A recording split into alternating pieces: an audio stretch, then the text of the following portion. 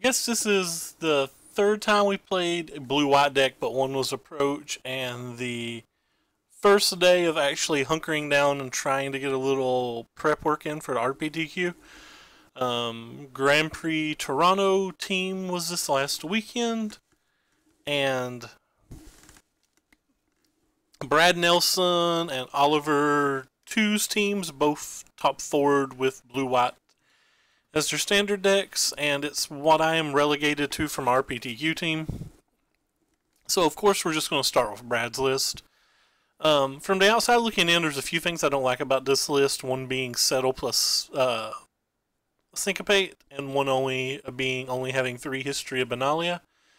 But other than that, pretty much like everything in the list. I wouldn't mind another like Meltdown or Gideon's Approach or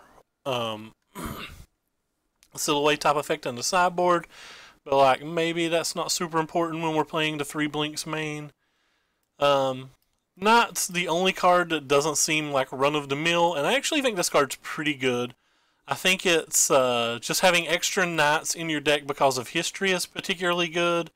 It comes down early enough that if opponents don't have counter spells in mirror matches, that it provides like a real, just like a real clock. Because like, how many of like these Silhouettes and Fumigates and stuff do they actually want to leave in? So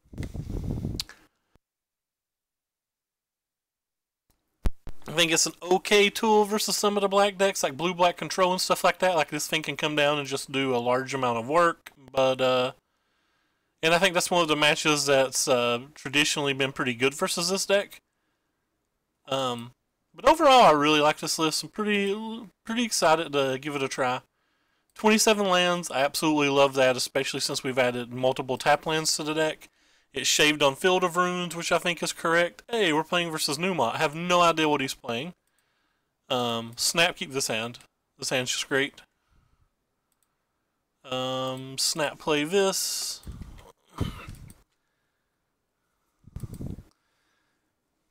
Ooh, mono red or red black. This could be bad for us. Go ahead and get that down while we can. We've drawn a Pull, which is a card we'll probably sideboard out in this match, and a Search for Azcanta. Hey, Gio, what's up, my friend? Hope everything's going well.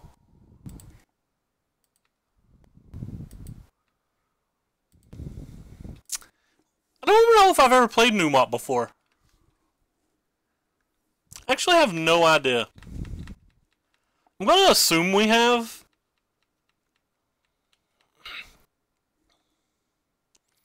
Hey, Sparrow. How goes it? That's unfortunate.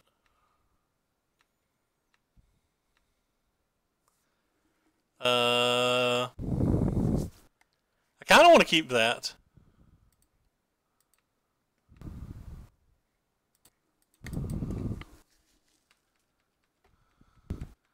Num num dum dum sub club. Hey, now, what's up, my friend? So this match is supposed to be pretty good, but like our hand's horrendous, so who knows?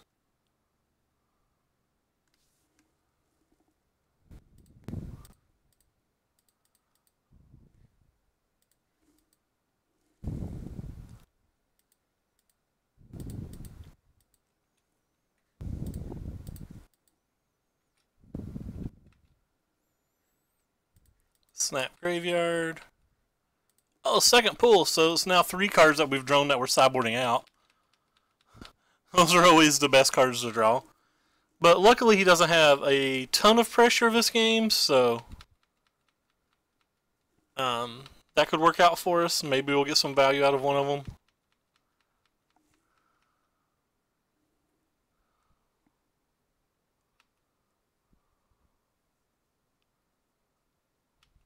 It's unfortunate.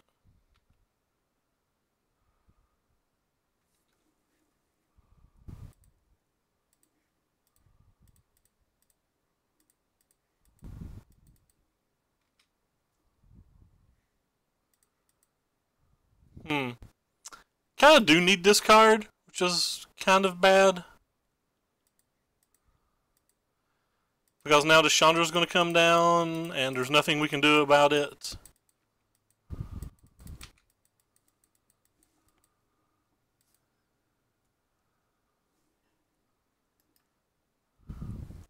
That's really bad for us.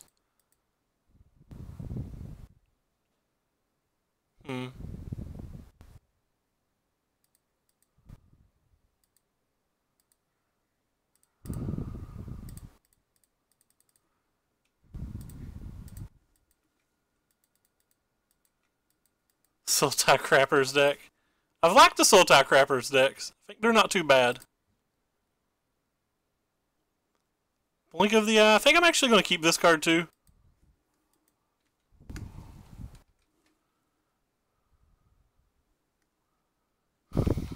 A little messy.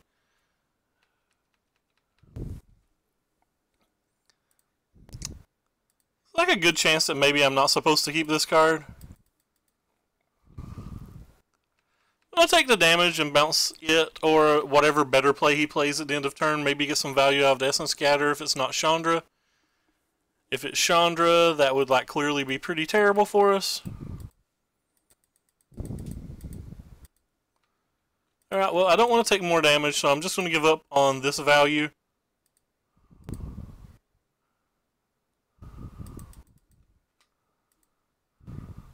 This does let us guaranteed flip this, though.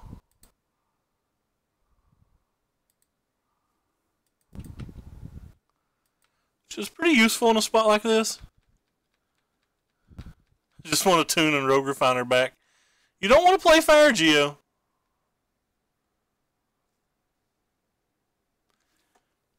Alright, well, I'm glad we kept this then.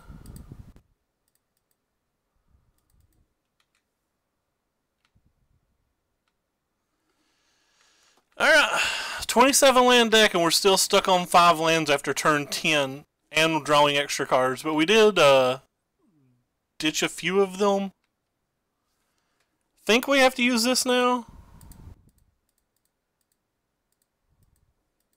It's a good chance he's going to use a removal spell on this and be able to buy it back, but it's not like I have many other options here. My life total is just too low to try to fight through anything.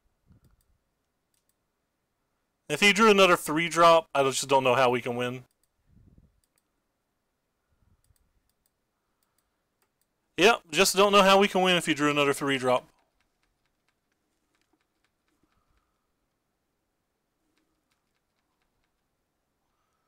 Yes, I have to take this.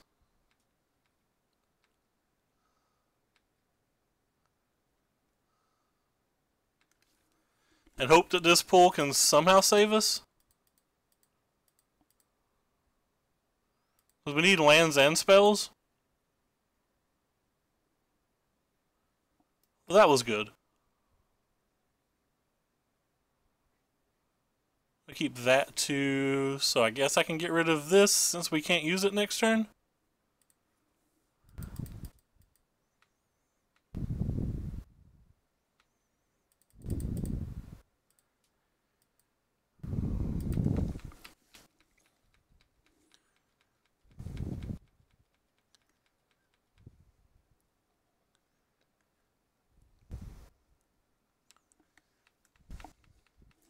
He's probably only going to attack with one of his bros.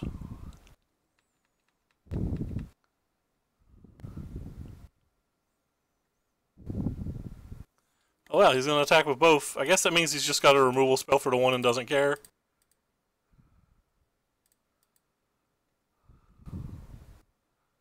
Yeah, he just had a removal spell for the one and didn't care. Seems reasonable. How many creatures does he have left in his graveyard? He has 3. Well, that's not good.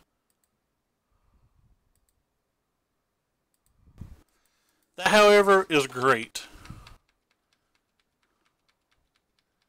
Put us down to 1 card. We have double disallow and an Essence Scatter.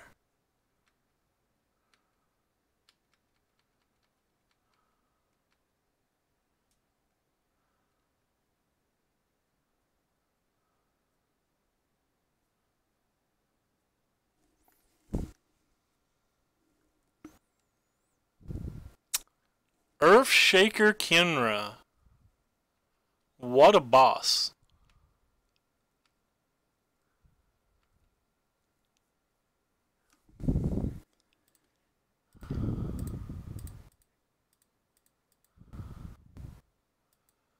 Ooh, he didn't have anything that time.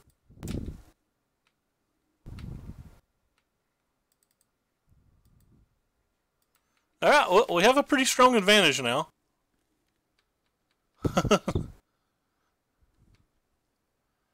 So chances that they have burn spells in their deck. I'm going to take 1 second and look up Corey Bottomaster's deck from the MLCS. I have no idea if that's what Genji's playing, but I don't think there's actual burn spells in the deck. Well, in the main deck. Yeah, it's just murder boats. Oh, there's hazards too. Yeah, don't know that that's the list he's playing, but I'm just going to assume it is. Could just be careful and do this. Yeah, I'm just not willing to care. Kind of feel like I need cards to win, so.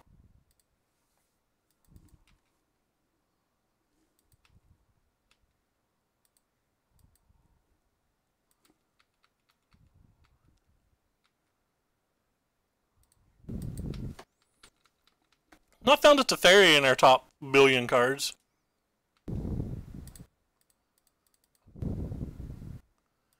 Found a Teferi.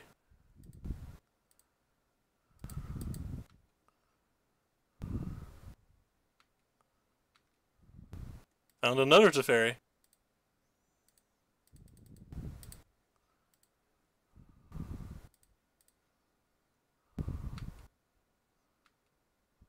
Not going to use the Search for Azcanta here because I don't want to like mill more cards. Just to get rid of another Teferi. We have the one that's never getting counterspelled at this point. It's going to definitely be hard to lose from here, but I won't say impossible. Like, he's got 1,000,000 lands, so could take a while.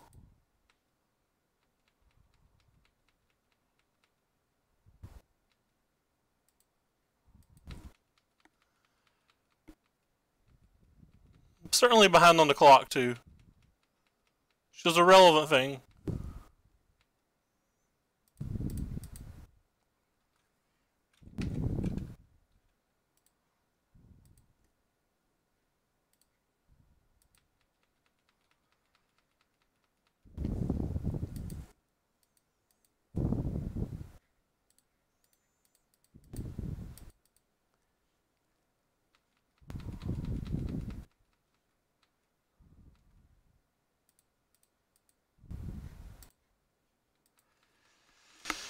Alright, so next turn we get to start doing the stuff that we get to start doing.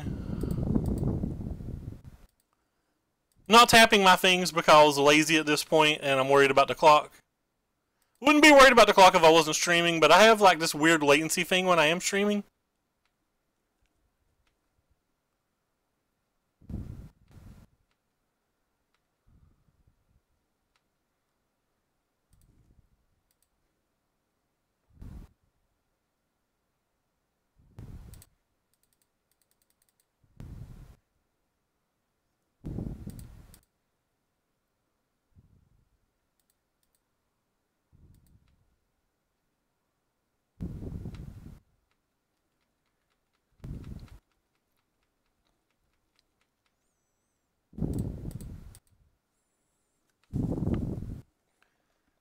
I guess I'll get rid of that one. I should have got rid of the Silhouette. Again, I'm just trying to be a little fast right now. Not super concerned about playing real tightly here.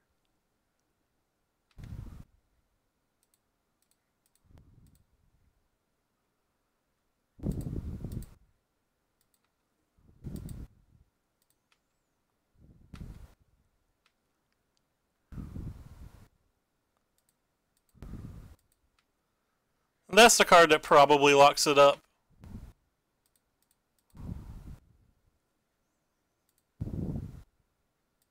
Guess we'll go ahead and kill that.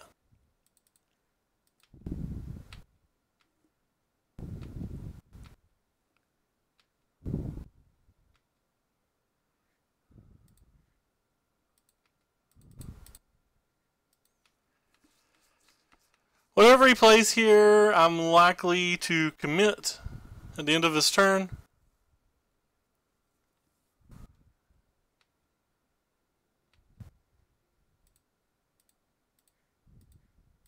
He didn't play anything, so.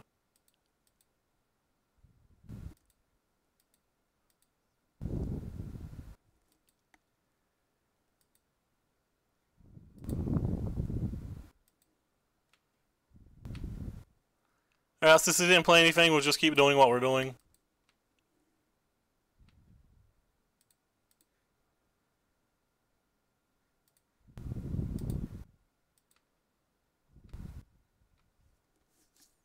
I guess that's just wrong. I should just go ahead and do this.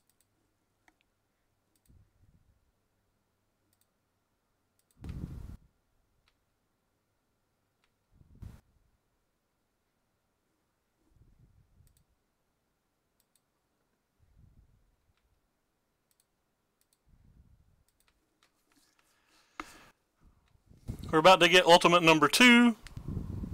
Alright, so he's done.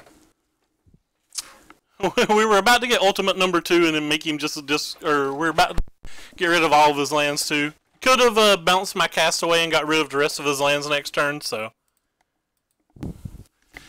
Alright, so sideboarding versus the red-black deck.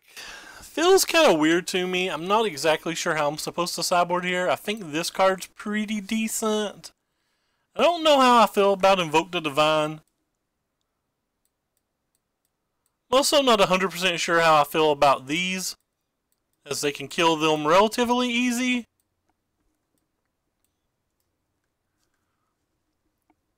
But it does stop a lot of their ground threats. On the play, I'd be more apt to try them. I kind of just want to try like all of these white cards. Cards that I know I don't want. I don't want these pools. I don't think I want these Search for Azcanthus, even though they were good that game.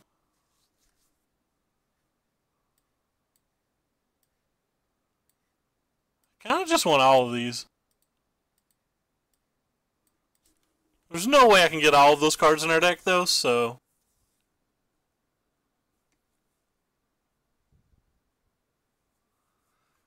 Maybe I'm supposed to just not bring in the Knights. Also, wouldn't mind another negate. Well, he showed us Earthshaker Kenra, so like maybe he's the little faster build and the extra negate's not that great. If he is the little bit faster build, does have a lot of stuff out of the sideboard still. I kind of hate Spyglass. I've always thought that like they should just leave an Abrade or 2 in and it makes Spyglass so bad. But I guess that's kind of what they're in the deck for, so. If that's what they're in the deck for, I guess I have to play them. Kind of want this too. Maybe this just isn't a history match then.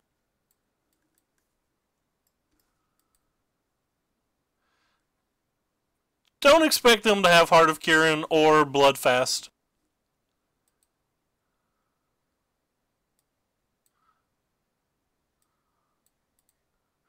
When I saw the Earthshaker Kenra, I don't expect them having additional 2-drops, especially like Heart of Kirin that can't be crewed by it. And that's just, Bloodfast just doesn't seem great. They do sideboard into a lot of, I have to keep this hand even though it's bad. They do sideboard into a lot of Planeswalkers between Chandra, Karn, and Angrath. I feel like I can beat most of those type of draws. The draws that I don't think I can beat are the draws that are like Kari Zev into a 3-drop into a 4-drop. Or like 2-drop, 3-drop, 4-drop or something like on the when they're on the play. Those are the draws that scare me. Because they're the ones that make me tap out at like inconvenient times.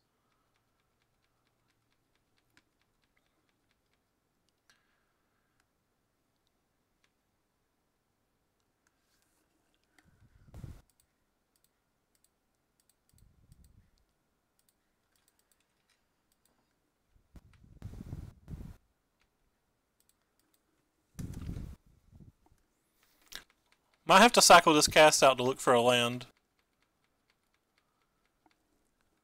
which could cause some major issues.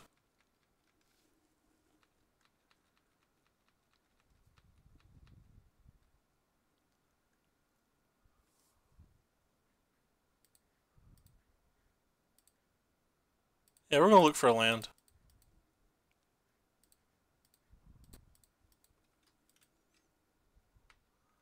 Could have also hit a Syncopate and had access to a better counterspell for that turn.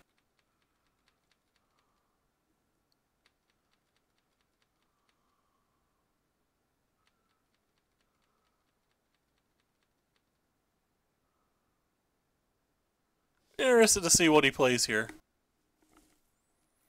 Feel like I kind of want to commit anything he plays here, because if I draw an untapped land, I can play it to Fairy with both Negate and Essence Scattervin.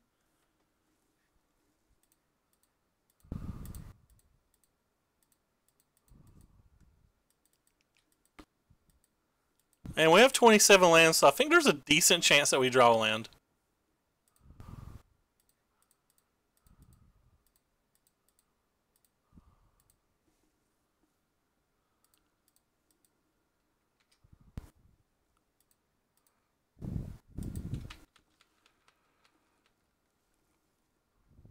It doesn't lock it up, I mean. Alright. Well, that was a very good duress. Just gonna let him pick whatever he wants.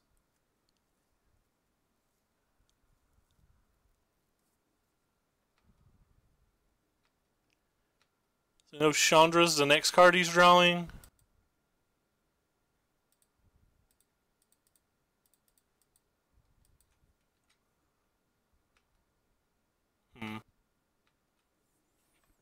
I know Chandra's the next card he's drawing.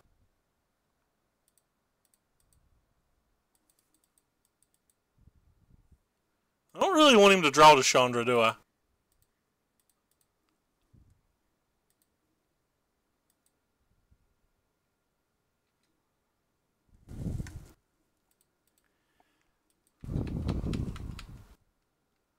Would have loved to have drawn a land that turn.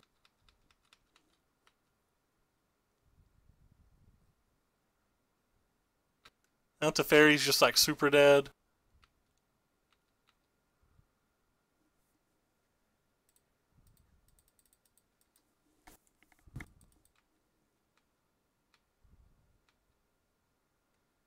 Gideon's kind of a good draw here.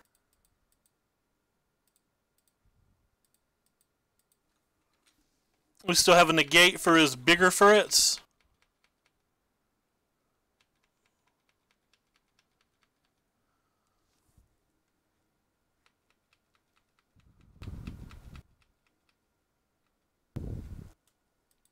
No creature, please.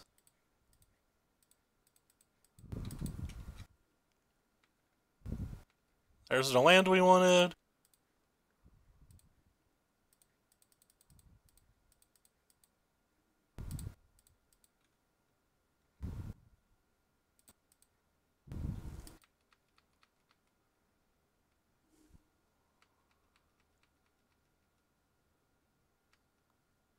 Yeah, I'll be pretty aggressive with him too. Hey, Tomo.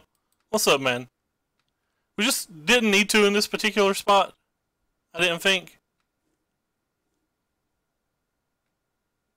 They attacked the Fairy, so that's kind of good.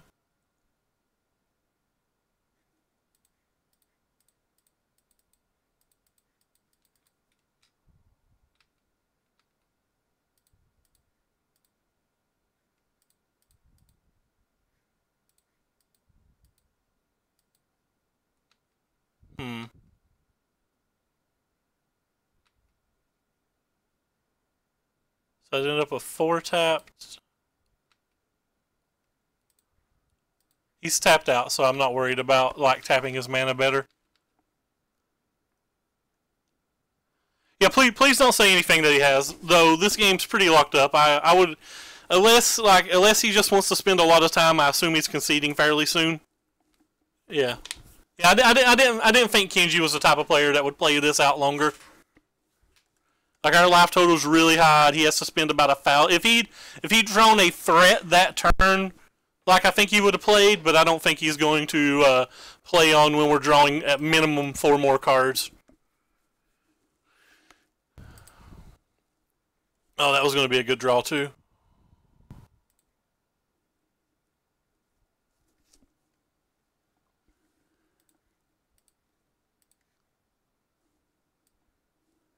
Hey, we're on to... I wonder if I've ever played Kenji before. I have no idea. Which means I've probably lost to him a lot and forgot about it. Yeah, I can imagine. I'm going to go back and play the match or replay the match after the stream probably while I eat my spaghetti and see if I think I made correct decisions. Though, I don't think we made a whole lot of decisions. It felt like our game plan was pretty straightforward that game. This hand's weird. Is this hand a keep? I guess this hand's a keep. Because we can cycle this if it's like crucial.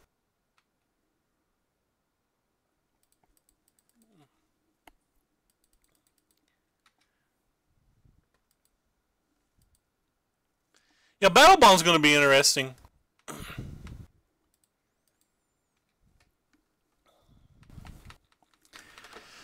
I think it'll probably be a fun set to draft, even though I personally probably won't draft it, but...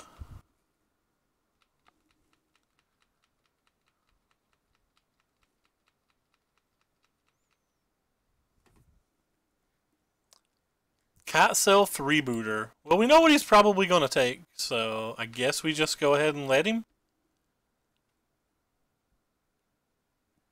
We have Fumigates and stuff in our deck, so I don't care which one of these he takes.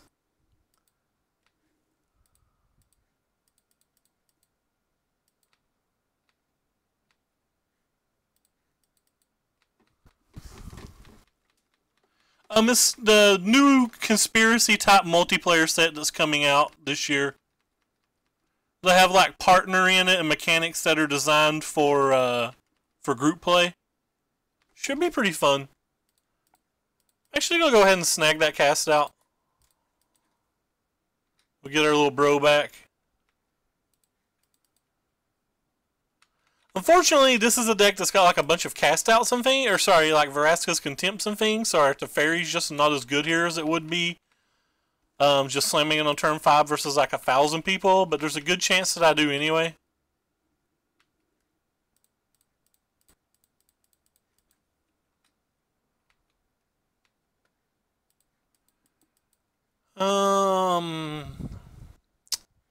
Yeah, just don't think I care if it dies. We have a bunch of them in our deck, so I'm not too concerned about the first one. And like, he doesn't have to have the Contempt. There's like some number of games that the Teferi comes down and just wins. So I think it's definitely worth the risk in a situation like this. He'll just Reborn, rip. So he's playing that build of the deck. That's a problem. I assumed he wouldn't be on that build of the deck, so... In fact, I didn't really know that was still a build of the deck. So, like, maybe I wasn't supposed to just jam Teferi there?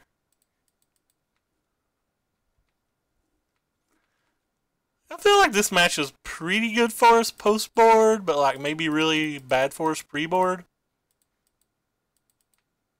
Yeah, we could just be dead now. I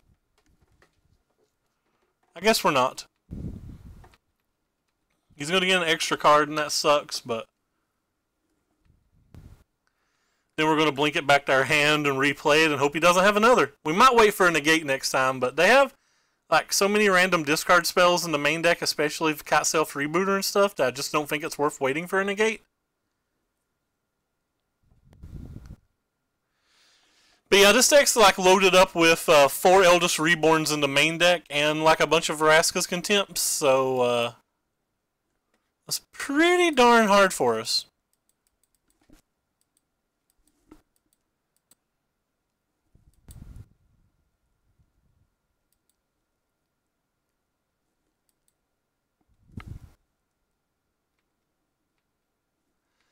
I don't know where did that come from, but I know that Megaphone had played it. Played it in the Almost CS, said he liked it a lot, they want to work on it.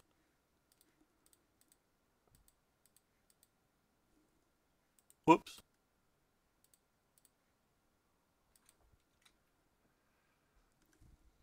Negate or disallow, please. Oh, he's just going to contempt it, so I can't draw a card. That's fine. Our Mirror Breaker. If he doesn't play anything, I may just wait for a while. You know, like try to get max value out of my pool.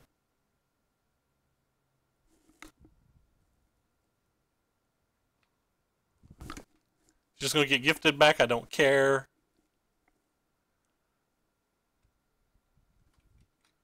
Yeah, we're just going to try to get more value out of this pool. We have time. I'm probably even going to settle to wreckage this.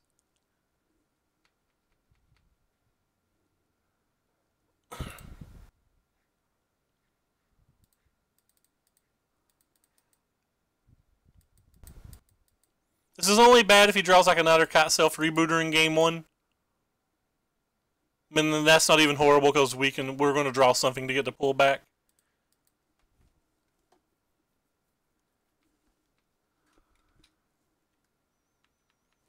Alright, I think 7 cards is enough. I guess I'll pull myself this turn. I said I'm going to pull myself. How dare none of you laugh at my perversion.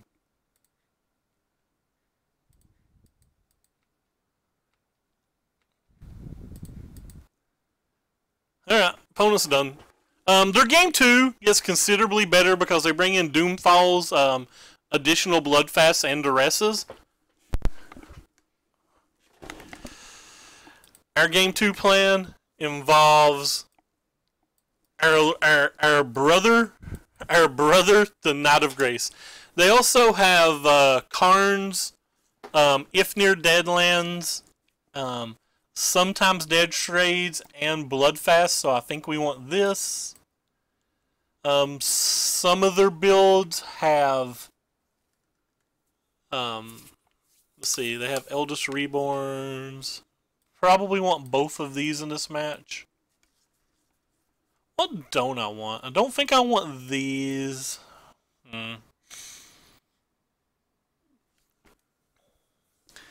Invoke the Divine's okay in this match, but like, it's not great. Actually, it is pretty great. So I'm going to get rid of a lot of these type effects. Probably going to get rid of at least those. I do think I'm going to bring in this, though. And sideboard of this deck's not the easiest.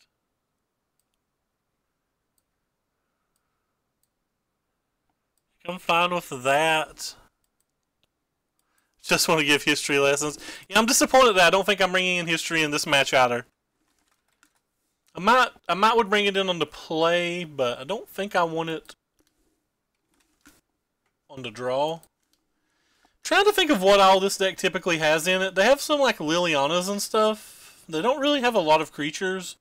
They have some like Gaunties and Walking Ballistas and stuff, but just don't have a lot of creatures. What the hell else can I sideboard out?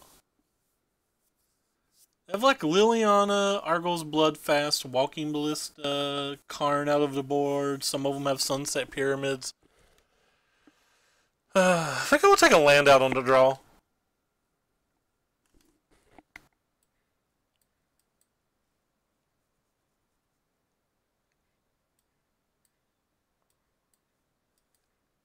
Alright, I give up. I think the Sealways might be what I'm supposed to take out. I have no idea what you're talking about, Gobo. You're just like totally making up things now. You have no proof. Bloodfast, Walking Ballista, Liliana are the big ones. Mostly Bloodfast. And they have Karn out of the sideboard, and some of them play Sunset Pyramid. But the big one's Karn, Liliana, and Bloodfast. Like, I'm pretty happy to call it on any one of those. I think Bloodfast is a card I'm most scared of out of what I just said.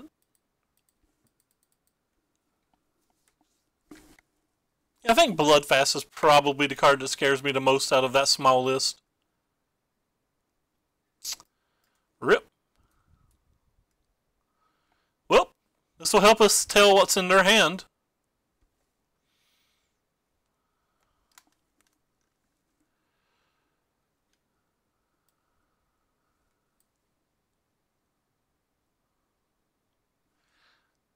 Like, I think this is the best card in their hand, but like it's clearly something that you probably never take. Spyglass. What does taking Spyglass tell us?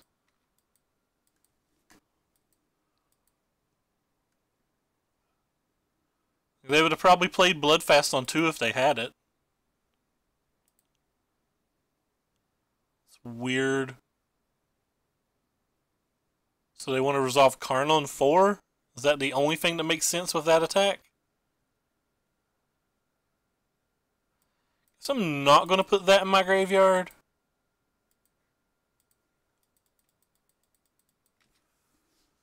Because of the potential Karn on 4?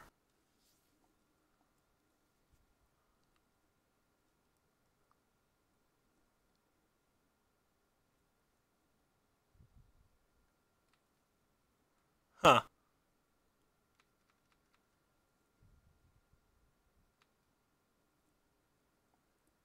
Huh.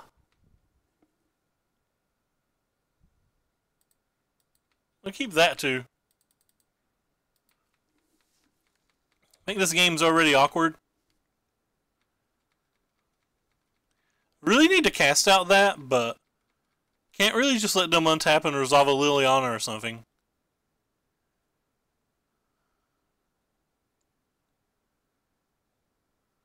I guess that resolves too.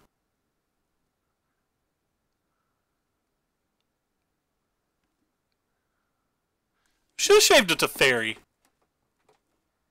That's what I should have did. I should have discarded it, or I should have shaved it to Fairy.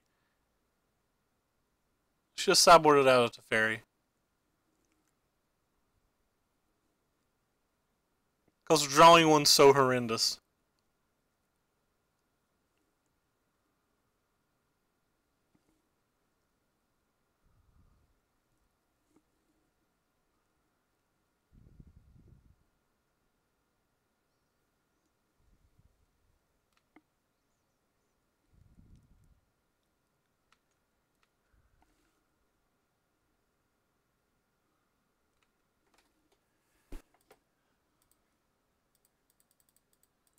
I'll go ahead and pop that up just so I can use the Sorcerer's Spyglass on that.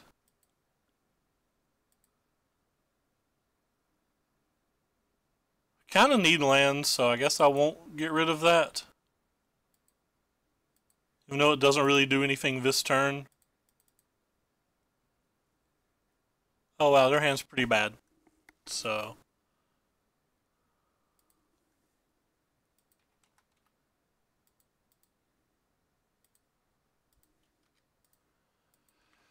they really just have nothing going on. They have one more Cat Self Rebooter that we don't care about.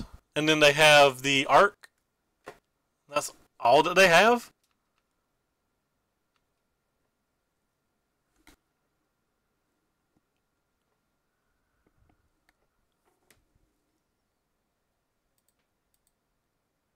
Oh, they top decked another Cat Self Rebooter. Now that one was pretty good.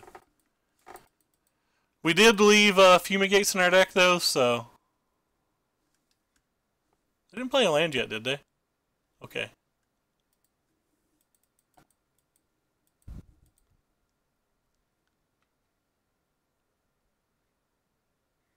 So 1, 2, 3, 4, 5, 6, 7, 8, 9.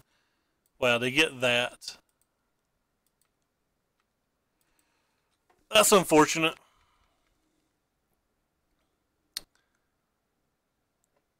Yeah, that top decking that Cat Self Rebooter was just insane there.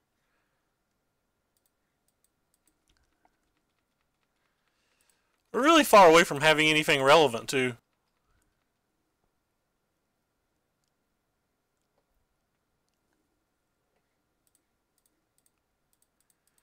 This isn't that great because they have a folly that they can get it back with, but we do have to do what we have to do. Certainly not put that on the bottom. Now we have to make the decision on whether we want to stop them from drawing a card every turn or whether we want to stop the Gonti.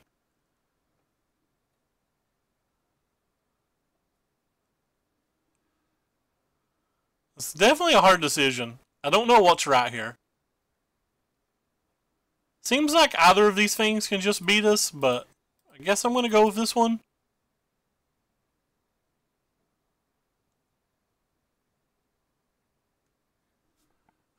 We know their hands, so it's not super relevant. No, Gonti doesn't take 2 turns because they can play a land for next turn, and they can just buy it back this turn when they float the mana. So they can Gonti this turn no matter what. They showed us a land that we hadn't saw, which is weird. So we can guaranteed flip search next turn.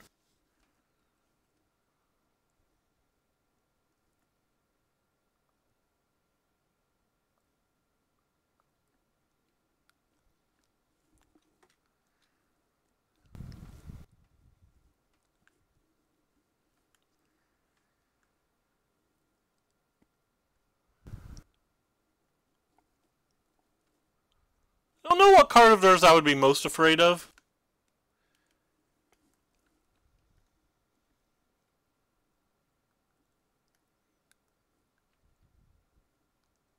They know we still have a negate.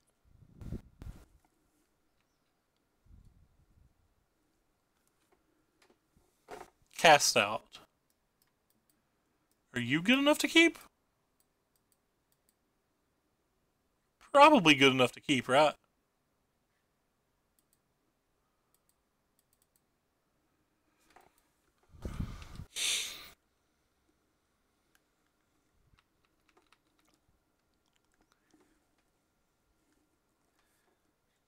So there's only 2 cards in her hand that we know about now. We'll take this damage for sure.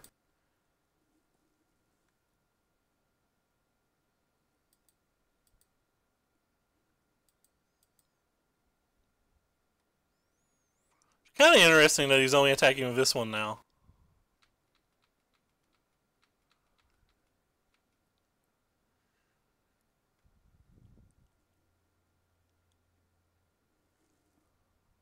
Glint Sleeve Siphoner. Okay.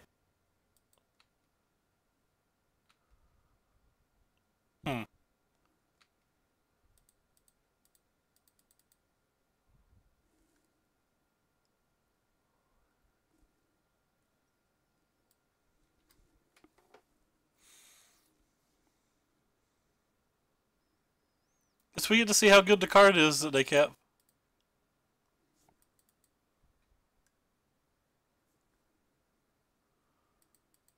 Somehow ahead on the clock.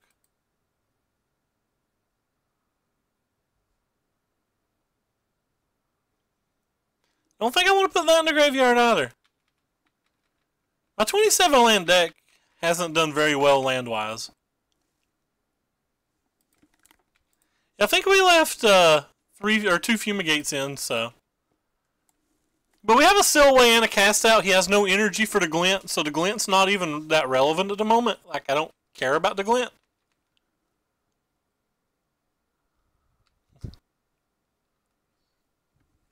Glint doesn't do a whole lot.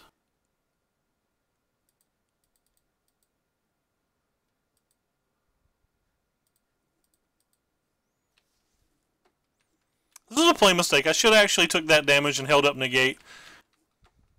Because now if he has a discard spell into like a Teferi or something, we're in trouble.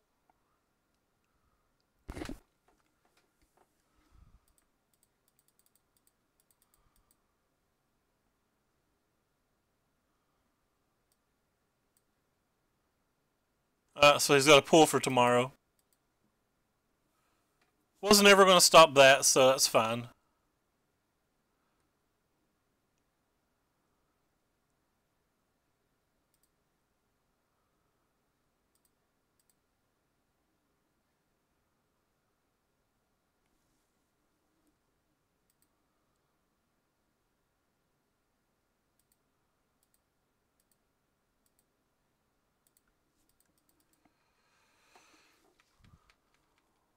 This game's going to be hard now. I'm getting to draw 6 cards like that. It's kind of a game ender.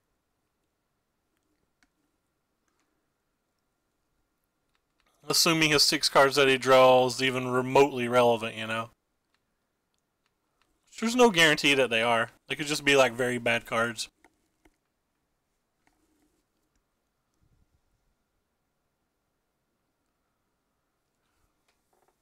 This looks like a walking ballista.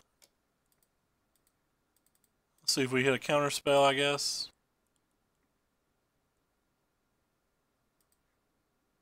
Huh?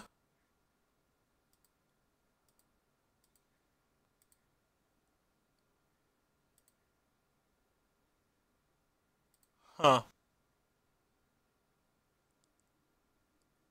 This thing deals damage to me, I'm dead, so I guess I have to just pass turn? JK.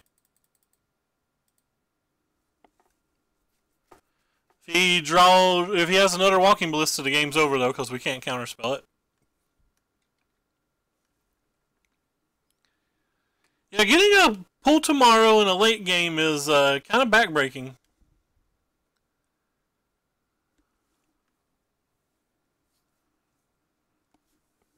So if he's got a land and a walking ballista, we're dead.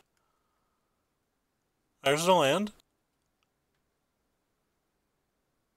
It looks like he's tapping 10 mana, so. Unfortunate. I think I want this back onto play. I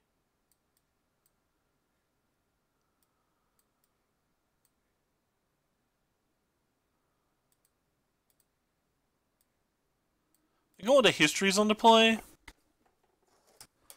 Maybe I don't really want to invoke.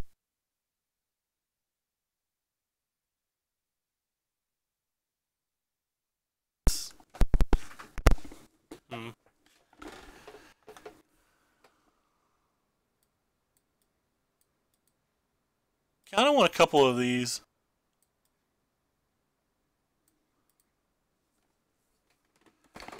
Yeah, I think I'm going to try the history lessons. I don't know if they're right, but I think it's kind of hard to go real late versus them, so we're going to try to end the game fairly early.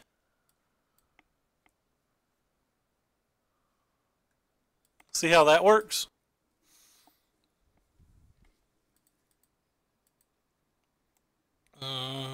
Not a good hand.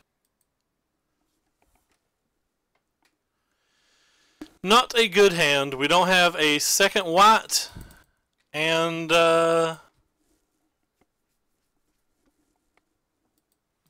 second blue whiter.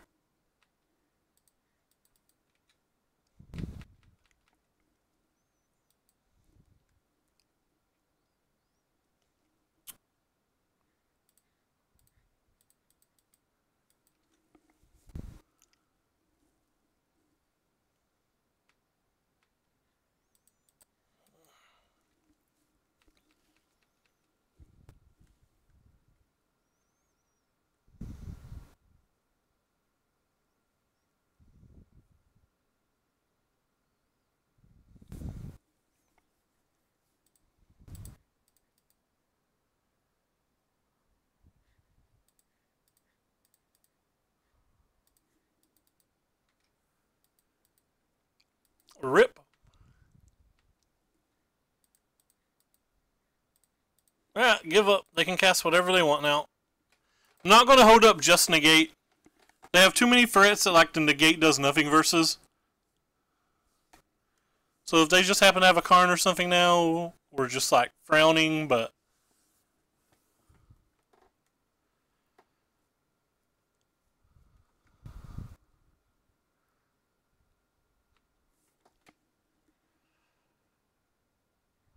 put that in the graveyard, I guess. Just trying to get to the flipped search.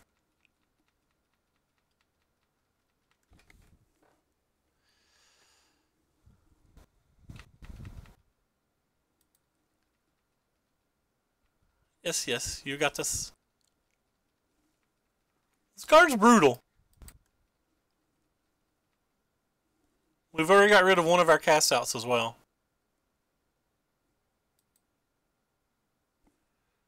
3?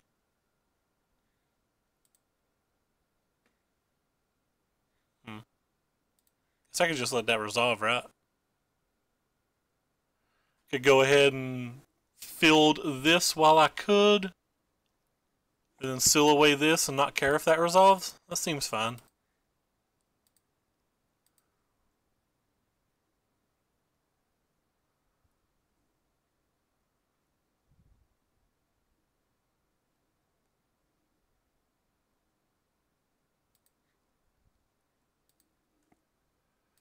That gets us to a flipped search next turn if we want, which I'm not going to flip to search because of the fielder rune.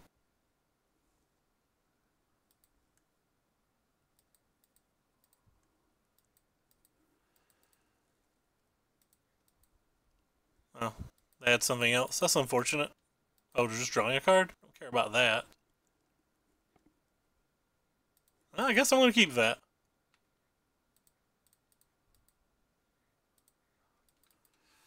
Unfortunately, lots of things they can play just win the game from here. Like, we're really far behind. I feel like this match is pretty good for them, even though somebody claimed... I think the creature versions that people like Tulio and them play, I think were very good versus.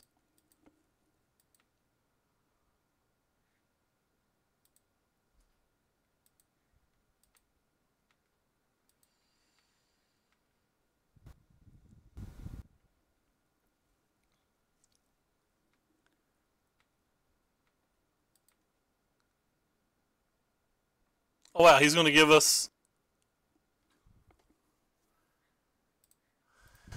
He's going to give us value that we shouldn't have got. How good does that feel? Because we were going to have to discard this if he just went into his main phase. Wow. That felt so good. Because we were about to have to discard this card.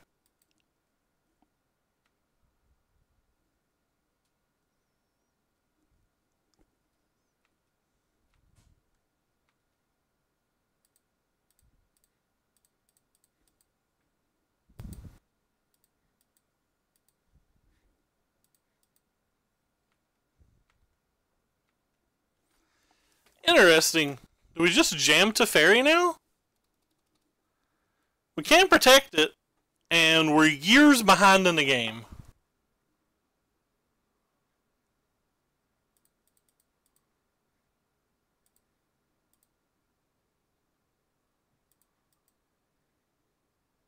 Kind of think we're far enough behind in the game.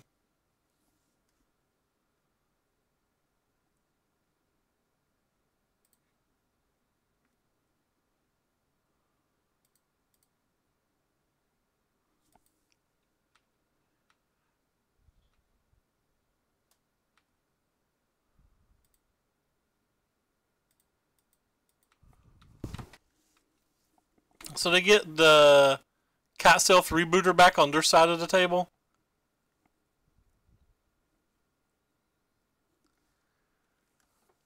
So since they're getting the Cat Self Rebooter back, I guess I'm disallowing this since I'd be discarding this spell anyway. The problem with this is the odds of them just casting another Eldest Reborn or something for this is exceptionally high. Like, we're probably not untapping with this Teferi. Oh wow, we did get the untap with the Teferi. Who would have guessed that?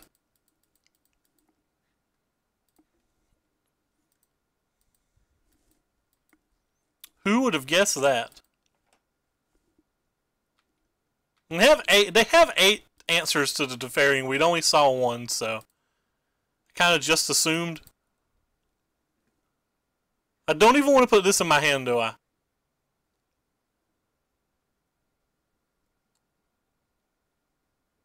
I don't even want to put this in my hand, do I?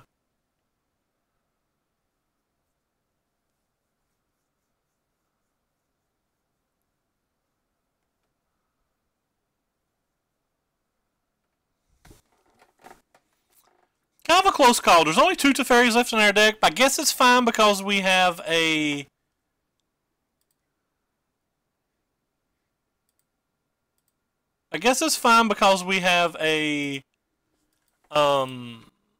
commit memory to put it back in their hand. If I didn't have to commit memory in the deck, I don't think I would have drawn this. I think I would have just kept using Search for Azcanta and saw how this game played out. Actually kind of works out well for us, because now we get to hide the Teferi until we're ready to play a Fumigate.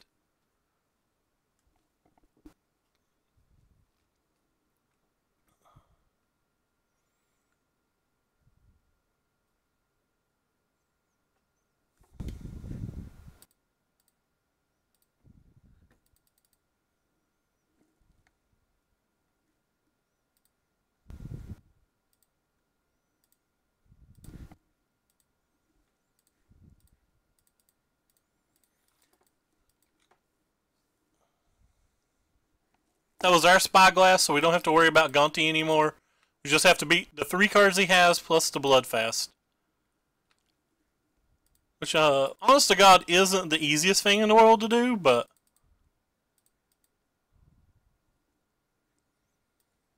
Cast Out beats the Bloodfast, doesn't it?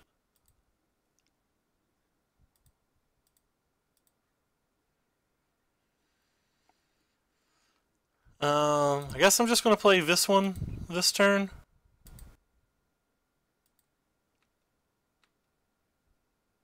The opponent gets to do whatever he wants this turn. It's his 3 turn or whatever, but...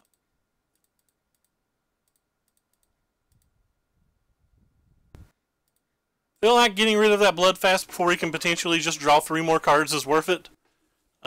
He didn't have the Elder Reborn like 2 turns ago or whatever, so there's a good chance he doesn't have it now. And even if he does have it, we can sack the Knight of Grace to it at this point. The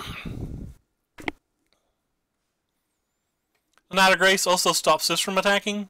So like he could have a Liliana or something here, is probably his best draws. Okay, that works too. But that kills one of his lands. So that's not the end of the world, of course. Let's start with this. Wow, Gonti, Glint, 3-booter. I guess I want to call Karn.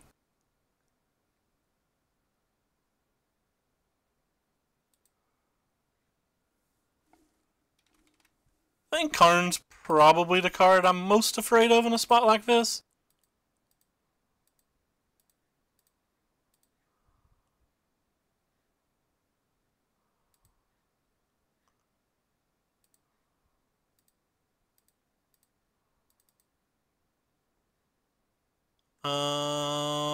Wow. I don't know which one of these is the better card. I guess I'm just going to take... What do we see in this hand? There's another Kitesail freebooter, so whatever we take, we don't get to keep. So this was actually kind of a bad time for me to use my Search for Azcanta.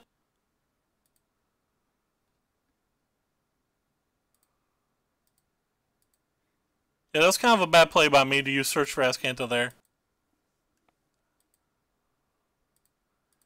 Wasn't thinking it clearly through, and I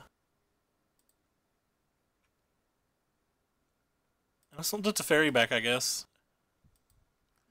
Wasn't thinking it clearly through. I'm taking the Teferi because if he plays another Gonti or whatever, he just kills his Gonti.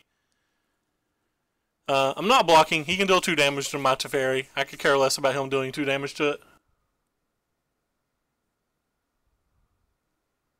He's probably priced into casting the Glint and the Kitesail from here.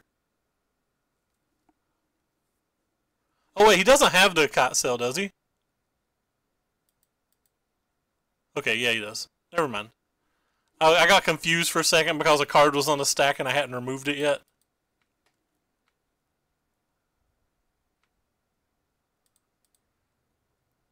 Oh, well, I guess I just play this. It kind of sucks. We're losing some value from those, but...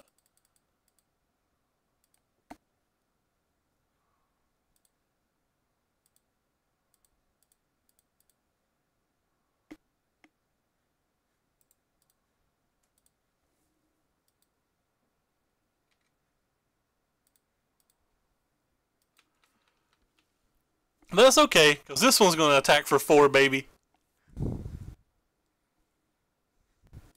There's a pull for tomorrow somewhere close to the top of my deck, so I'm going to go ahead and do this in response. Even though it's bad in a way.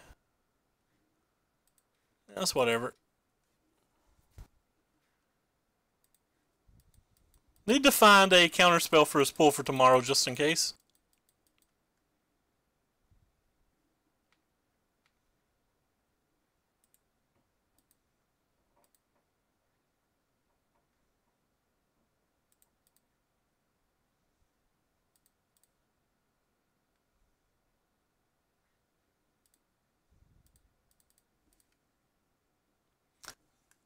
Hey, Seaflame. Sorry if I'm not real attentive with the chat. I am slightly afraid of tapping out. So have I done everything that I can?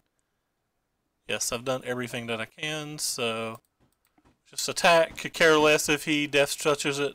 That doesn't matter to me. I apologize if you guys can hear somebody hammering in a different room.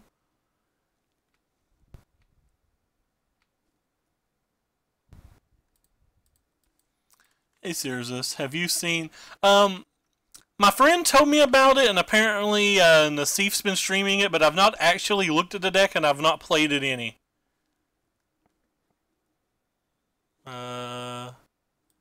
Guess I'll disallow you.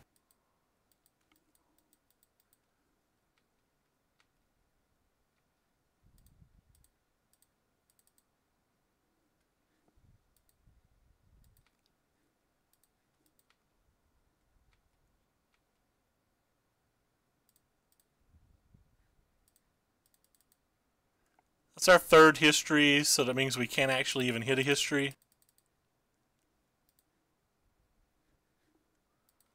Any order, untap. Go Knights. So we have more than enough hard counter spells just to close this game. There's nothing he's going to be able to do at this point. He's going to die in 2 turns, which means he's going to maximum be able to draw one more card. And like I said, we kill him no matter what.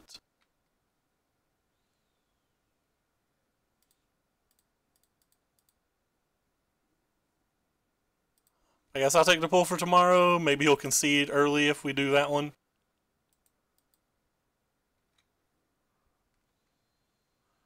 But we have 2 hard counter spells, and we know the card in his hand, so... Wait.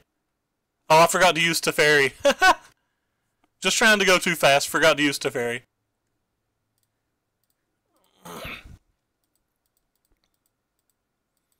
Can't miss my history trigger, though, so... Alright. Now somebody's drilling in the room beside me. I was told they were done with their work, so I apologize. Yeah, I do want to try that conjecture deck right now, but the problem with using the black cards at the Pro Tour is if we use the black cards, like it really limits using Snake or red-black aggro and things like that. Sorry, I said Pro Tour, but I meant regional PTQ. So it like really inhibits decks pretty badly. So I'm trying to like not use the black decks in the black cards in my control deck. Even if it was a slightly better deck or even a considerably better deck in like the heads-up match, I don't think I would try to avoid it. Just open up the black cards a little bit, but so Misplaced Ginger tells me like this is a match that he just wins all the time. I don't know if I believe him, but I'm interested in playing it. I especially feel like I'm just super favored pre-board.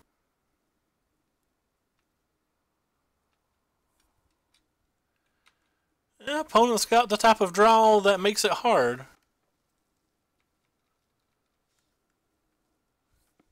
What'd they get? I wasn't paying attention. Okay, they got a Branch Walker? Sure. Yeah, I guess that's fine. Not a lot I can do about it, so it has to be fine, right?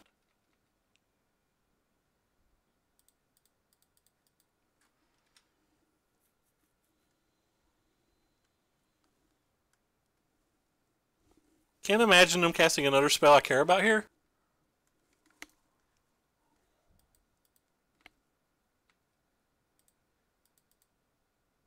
I did get a draw card, but there was nothing we could do about that anyway. Could have, like, blinked the snake in response, but I don't think that's good. I think just getting the value out of our blinks is going to be better in this game.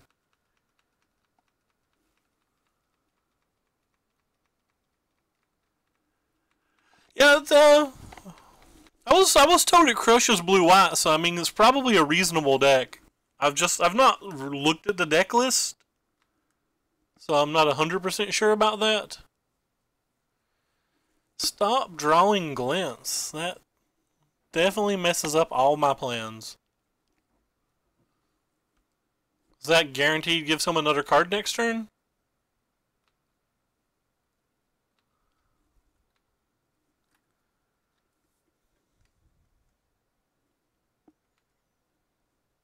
Kept that on top. I don't know if I like that. I'm not sure what I think that card does here.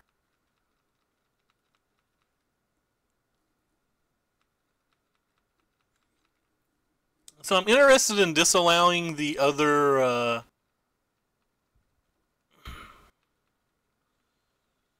glint.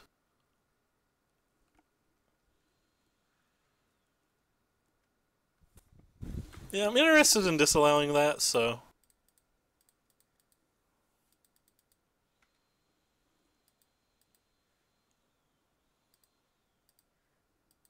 Don't care if he played that for one. Don't want him to draw a card, so. Think I want to bounce this one. Mainly because I want to draw a card.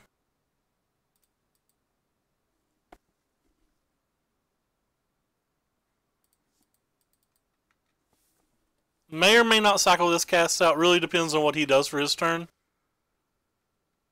If he plays like Land and Gearhulk, we're going to be in serious trouble, and we'll probably have to find a Fumigate. But we have 5 rafts, so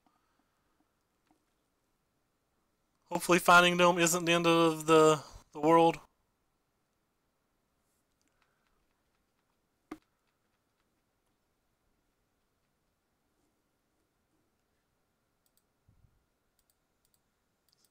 He's got one Walkie Boy now.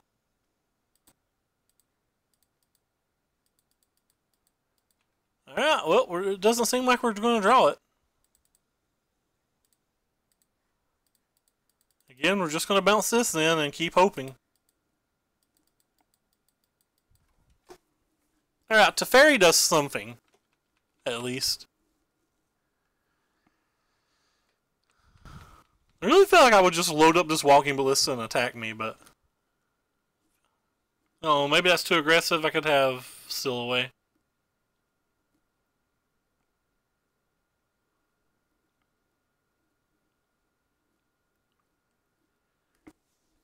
I do feel like if we don't draw one of our 2 Fumigates that we've probably definitely lost this game. And cards like Viridus Gearhulk just beat us. If that's what they go for.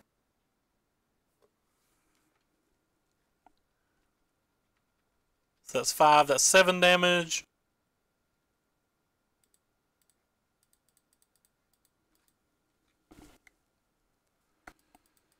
Alright.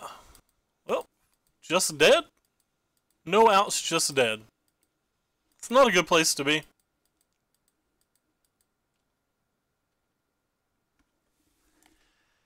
Yep, no outs, just dead. Not a good place to be. Guess we can scoop.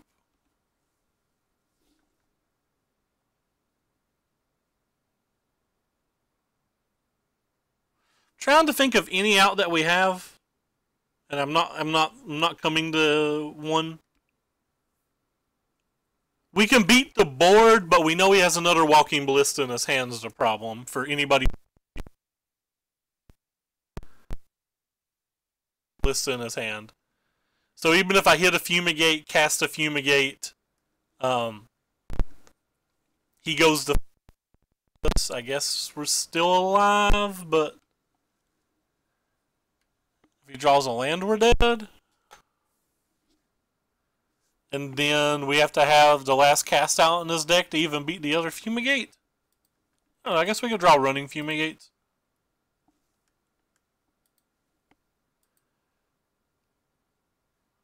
Yeah, we didn't draw it anyway.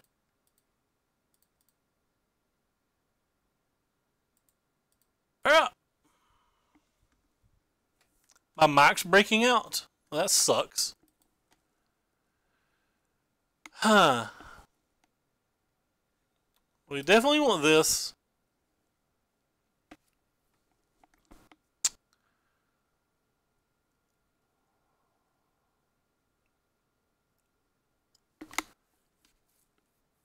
I don't think I want anything else.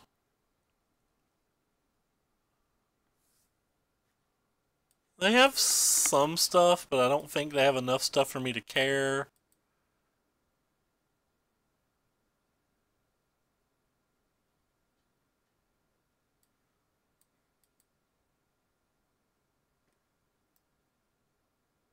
It's not good versus Walking Ballista, so I don't think I want it, even though it's good versus the majority of the rest of his deck. Could bring these in, I guess. They get Walking Ballistas off the table before they're a problem, and they can get a Verdus Gearhulk. Or they can get like a Spyglass or something if they brought it in.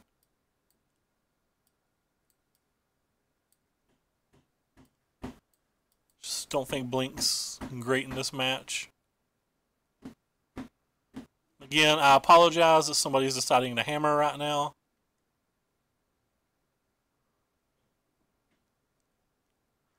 I just don't think Blink's great in this match.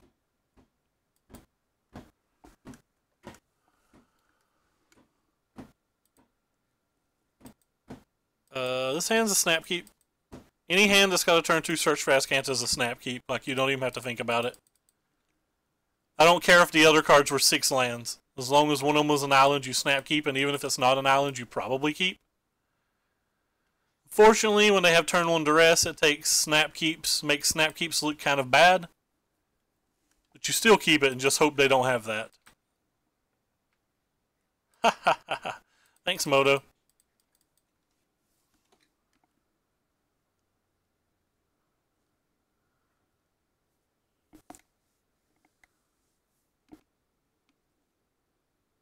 Can you hear the hammering? Like, it's pretty loud.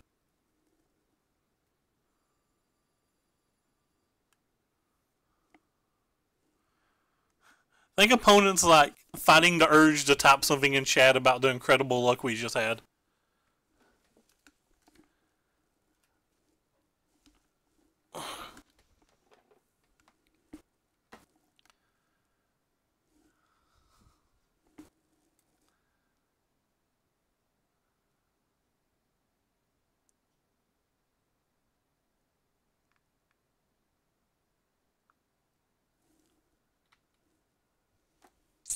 So what did they keep? They kept a snake, so we will not put this in the graveyard.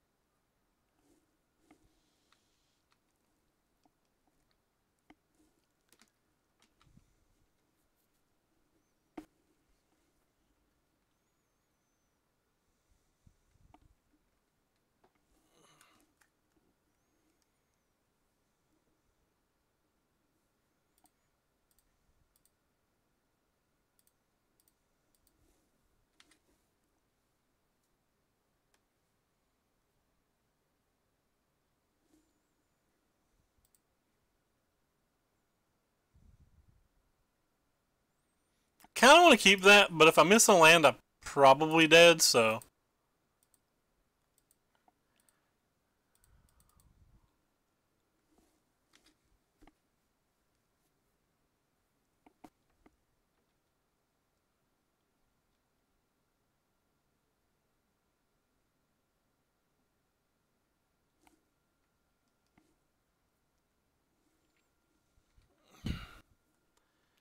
Ah, well, bad problems.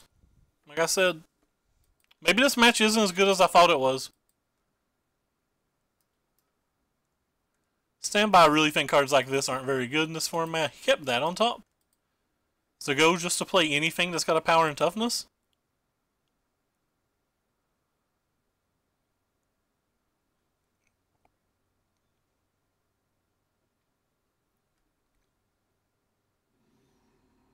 Hey, somebody's drilling again.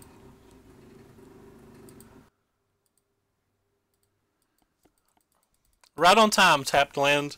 This is one of the reasons I think tap lands are terrible in this deck. Because we could have slammed Teferi and ticked up and been in such a better spot. But instead we get what you see now.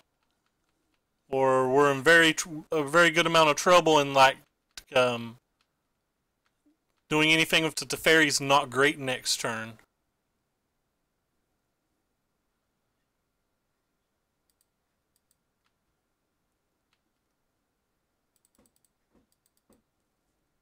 I think I'm just going to throw this away. Like, there's some percentage chance we draw a Seal away, but like we're really far behind, and it might, if we're lucky, prevent 5 damage or 7 damage. Probably won't. We'll probably have a contempt or something, but does let the search for Ascanta flip. But we had to play it that turn, because if we just waited a turn and then played it, he could have ignored it and just went to face the second time.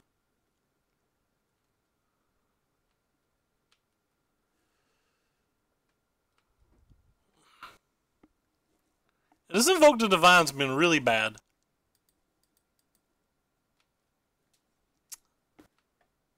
It's an interesting card. Does that mean they have Heroic Intervention? Because I don't think you really want to add much to the board if you do or don't.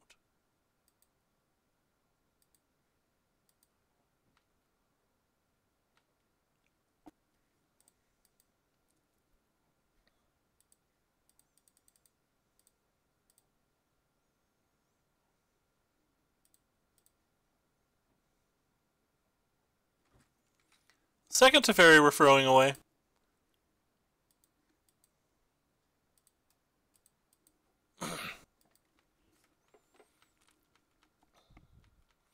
They get the extra card this time as well.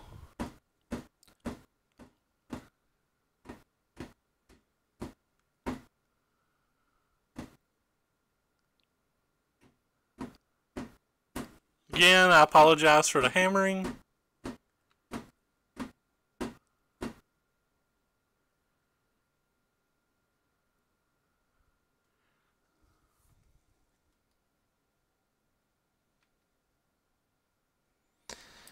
So if I have a removal spell here, if I have a cast out or a seal away, I get to keep the Teferi. I don't really like that attack either. I guess if they have Walking Ballista, it's okay, but I don't think anything else makes a lot of sense to me.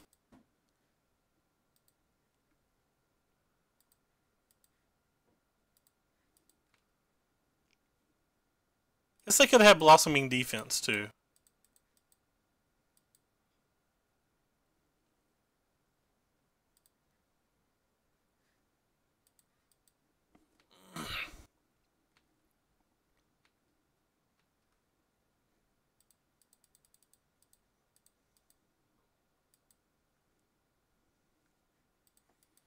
Yeah, don't know why they keep adding to the board.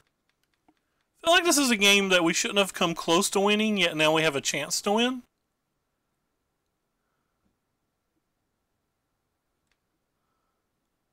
We're probably not a favorite, but like I kind of feel like the game was just over a while ago if they'd made different decisions.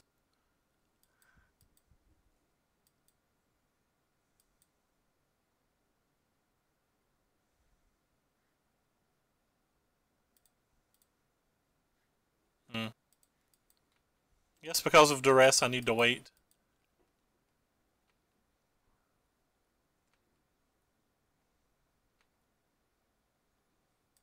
Even though if they have a duress, they would have probably already used it.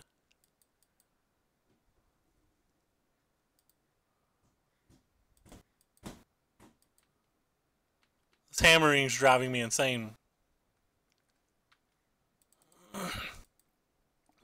I'm supposed to just invoke this?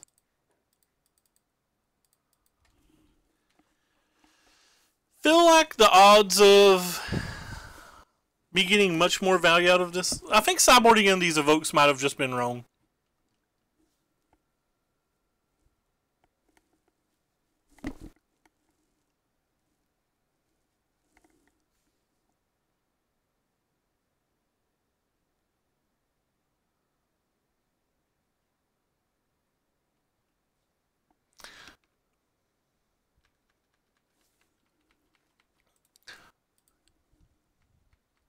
Can I bring in over them?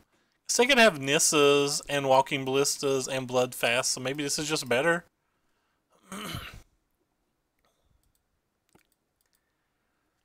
Think I would go ahead and settle that.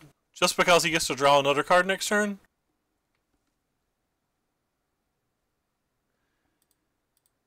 Yeah, Bestiary's pretty good versus me too. Guess we take this card. If we get through next turn, we win.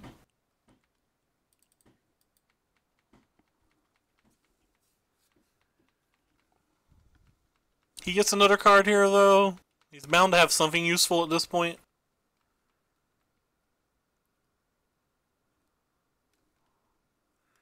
A lot of useful things we can just ignore, though. I think Walking Ballistas are like the only things that I super care about now the rest of the way we play out. Obviously, like Planeswalkers and cards like this are relevant as well, but... So he's got 1, 2, 3, 4, 5, 6. I'd have to do it for 7? Just gonna let it resolve.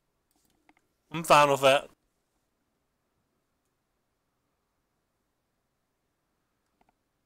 The odds of us hitting a cast out when we play this are just way too high.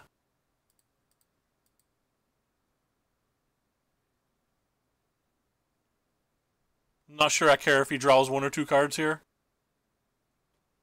Also, don't think he has more than like 1 creature in his hand.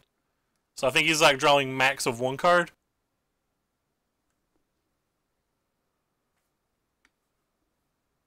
Yeah, I think I'm fine with that.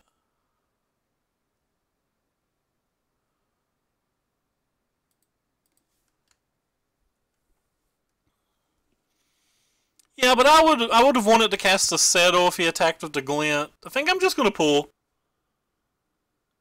and try to win the game.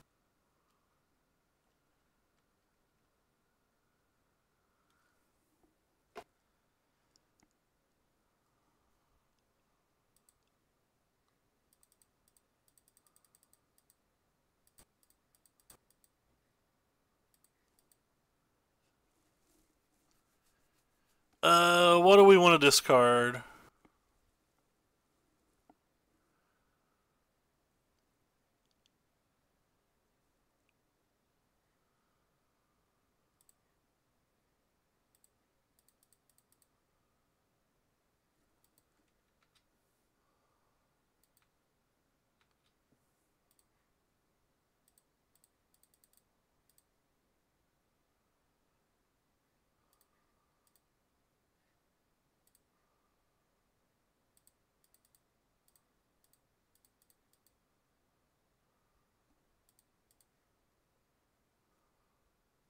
Oh, I'm an idiot.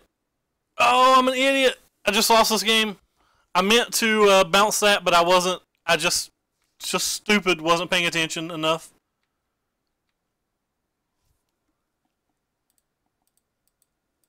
I didn't lose because we still have to commit, but I gave myself an opportunity to lose when I didn't have to. Like, we were in a spot where we couldn't lose, and I just done something completely retarded. I guess we still have the backup Fumigate, but, like, I assume he's going to have a Vraska's Contempt or something right now. Or, like, a Winding Constrictor. If he doesn't have any of those cards, we're, like, still a massive favorite. Like, we just can't lose if he doesn't have those cards. That's still a big play mistake. Okay, he didn't have anything, so we got pretty fortunate there that I played very sloppily and it's just not going to matter.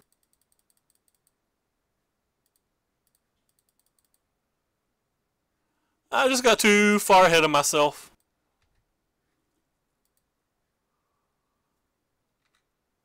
So this game's over. He just can't come back from here.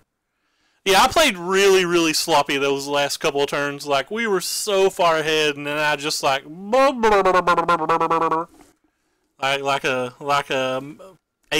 breather. I'll say it. I am actually breathing out of my mouth right now. My nose is stopped up, so it applies. It plays. Ooh, I have 5 new emails. What fun. None of them are any good.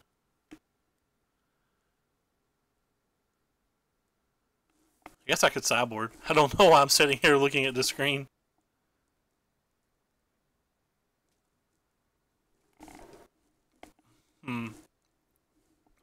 So he didn't show us any of the walkers or anything. I think Blink of the Eye is a little bit better on the draw.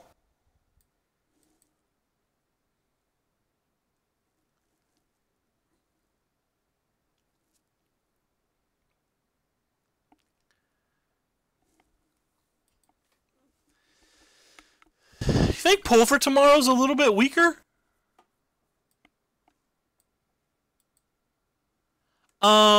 Quest, this list is Brad Nelson's creation. It's my level 1 starting deck. I've made no changes from his list. I guess it's the life total they think matters in like the red-black matches, the vehicle matches in general. But to answer your question, that's the most I can think of. I don't really know. I think I like Forsake better, but how good is Blue-White on a scale of 1 to Sphinx's Rev? I personally hate this deck, but it keeps performing, and I'm willing to. I can just be wrong about it. Like, I'm potentially just super wrong about it.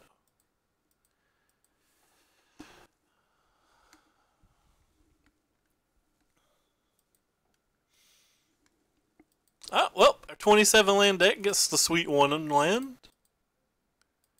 Ah, snap keep. We've had some pretty bad draws with this deck.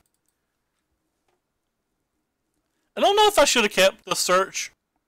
Considering on turn 3 I'm going to want to 100% just leave up either Essence Scatter or Syncopate.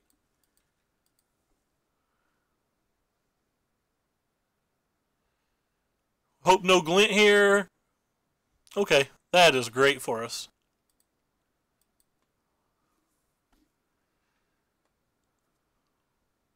Llanowar Elf, that's pretty good. So we'll play this one since he knows. You just don't need an alternate win condition in your main deck. And in our sideboard, we have we have Gideons, we have Histories, and we have Graces for matches you need. And just main deck, you just do not need one main deck. This is the best answer I can give. There's just no need for one in the main deck. When you're playing Control, the goal is for your win condition to be the most efficient win condition possible. And like, if you put a Gideon in, like, it's not particularly efficient. Like, some games it's good, some games it's bad, some games you never want to draw it. Some games you draw it in your opening hand and you can't protect it. The same thing as like Torrential Gearhulk. Torrential Gearhulk's an obviously clearly powerful card, but like, if you put 2 or 3 of them in your main deck, sometimes you just draw 2 in the early game and it makes you lose because you never get to 6 mana, or like you get a bad draw here or a bad draw there. But like, Teferi is a card that can protect you, it's a card advantage engine, and it's a kill condition all in one card. So there's just no reason to have extra things in the main deck. Obviously, when you get to sideboards and stuff, like, people can better beat them. They might have lost legacy, etc. So like, there's way or games that you're going to need like other things, but just in the main deck, you'll just never need it. I want to be able to fumigate next turn, so that's why I'm going to go ahead and play the Memorial now. Now, there's metas where you might want to get in. There's metas where you might want to Gearhulk. I'm talking about in a vacuum. Like, in a vacuum, a control deck wants the most efficient kills possible. So you have to want cards like Gideon and Torrential Gearhulk to do other things besides saying that they win the game or whatever. Like, they have to do more than win the game.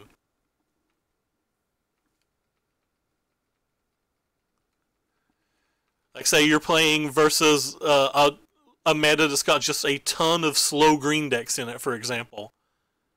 Alright, well, we're dead. Then, like, a Torrential Gearhulk gets better because, like, being able to flashback settles gets incredibly better. Stuff like that. Alright, well, he's got double Lifecrafter's Bestiary, so I'm not actually sure how we're going to beat it. I'm going to call it Bestiary for the rest of the game, though, because I like that name more. This card's incredibly good versus us. There's about 1,000 messages in chat.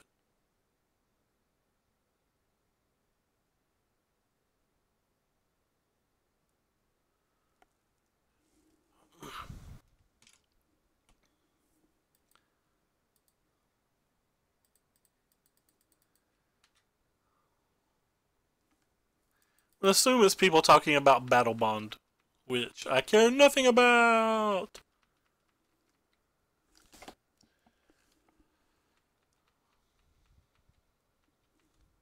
So they put those on top, or put it on top. They put it on top twice. That's pretty good.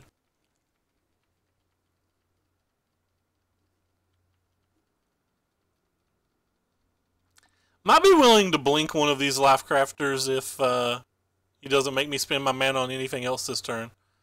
Oh wow, Savage. There's nothing I can do about a Land of War Fighter. It's too good.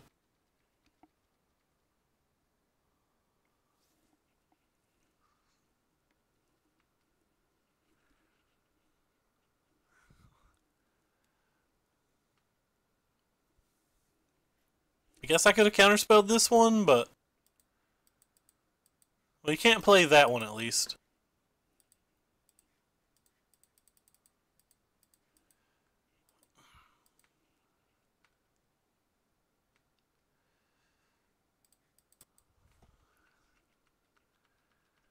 Alright, well, he's only got 5 cards in hand, so...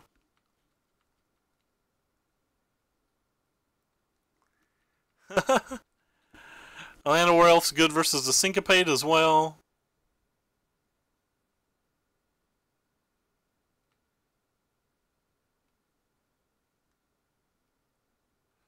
If I spend a 3 mana to counterspell this, or if I spend a mana to counterspell this, it makes it easier for him to resolve the other spell, but doesn't have enough mana this turn, so...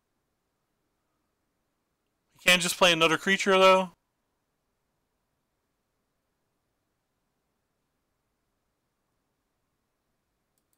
I mean, I have to counterspell this, right?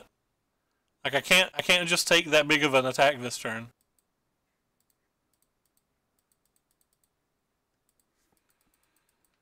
So it's not getting any better for us. Like, he's not going down on cards. We've not drawn any of our cast outs or any of our other things.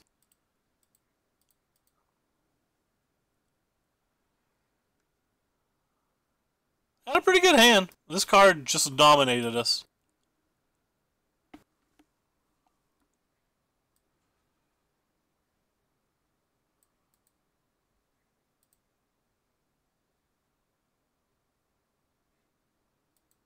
Guess I don't want to play it this turn.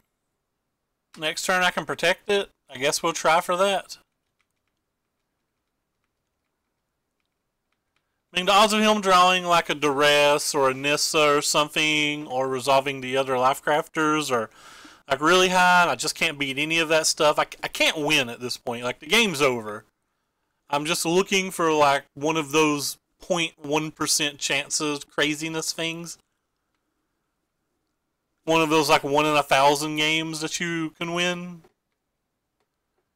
But if I can't construct a way to accidentally win in my head, that means the odds of me winning are pretty low. Like, I can't even envision a way to win. I don't think I can win if just like next turn he lets me get all his creatures with a settle, I still think I just die.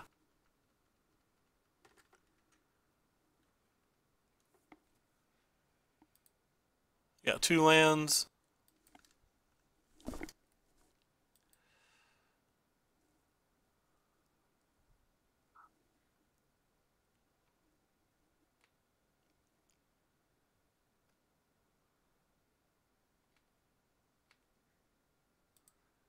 Oh.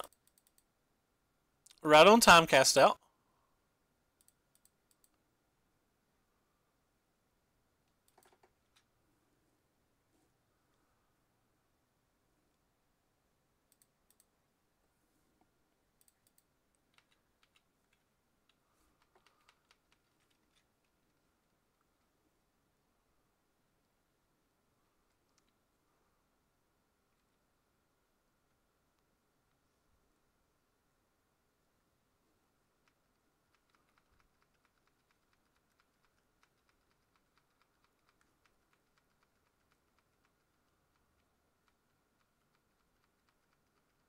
Chose not to draw a card this turn, which is odd.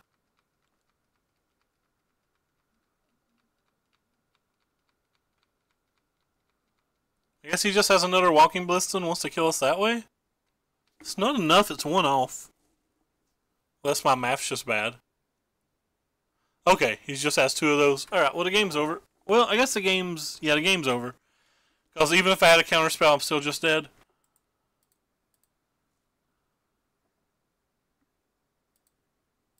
And that match seemed kind of hard. Bestiaries are really good. We immediately got a match. Hopefully it's not the same opponent. It is not. Alright, we'll keep this hand. It's pretty medium on the draw, but we have 27 lands, so hopefully both of these don't come into play tapped.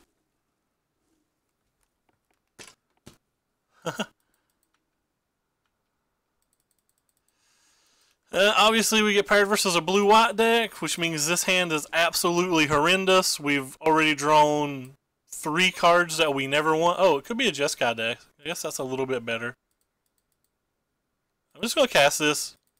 I can't think of anything he'd play on 3 mana that I care about, so we'll go ahead and play the Gambit that he doesn't have a Censor or a Syncopate or a Negate or whatever. I think it's worth it. Yeah, losing sucks. Gotta worry about the time this game.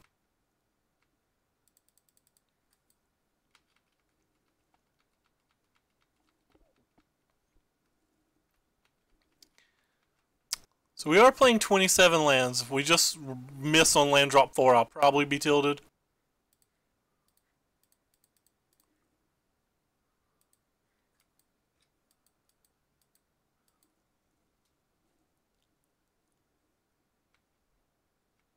And of course we do.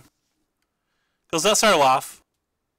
Even when we play the 27 land decks, we just miss.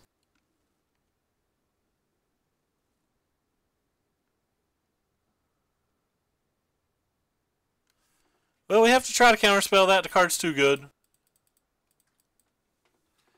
There's nothing that he can really resolve board-wise that I care about either with 3 mana.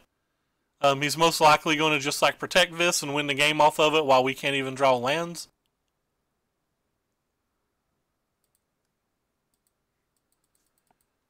Fun times. Miss yet another land.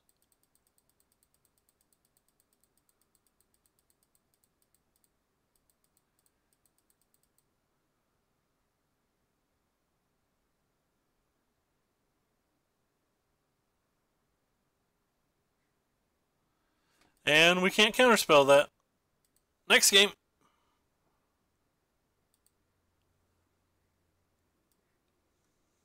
So we definitely want this. We definitely want these. We definitely want these, this, and these, I think. We get rid of just every creature removal thing we have. Other than the blinks and the commit and the cast outs. Because you don't have to have, like, sure they could have Lyra or Gearhulk or anything like that, but you don't have to have removal spells when you have, like, all of these. Um, think I'm going to shave some Essence Scatters, mainly because I don't know his list. And one of the Blink of the Eyes. Get back over there, Essence Scatter. I'll leave one Essence Scatter in because the odds of him playing actual removal spells are pretty high. I wonder if I'm supposed to bring in Spyglass for Winter Ahead. But I'm not going to. I don't have any idea whether I'm supposed to or not. Alright, this sounds good.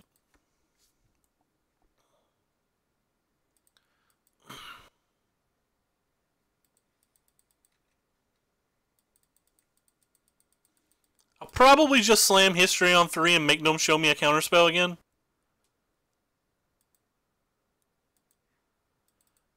I may not now that I have Search, because I think Search changes the game considerably.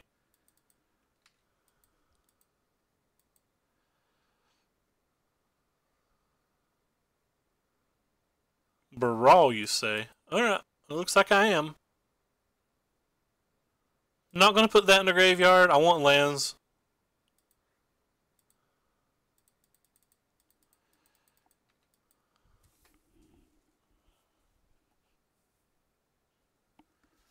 Pretty content with what we have. We'll never win a counterspell war because of the Baral. The Baral is just kind of like Smash Mirrors too.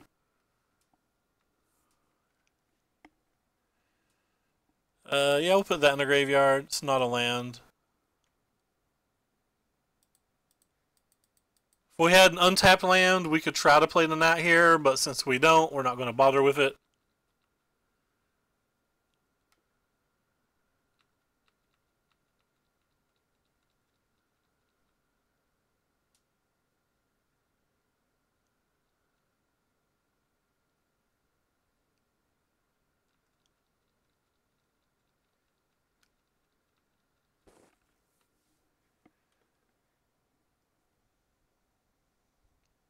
I'm going to put that in the graveyard because, again, we have to have lands or we can't win. I would really like to put it in my hand and, like, bounce my history with it, but the first person to miss a land drop in control matches typically loses.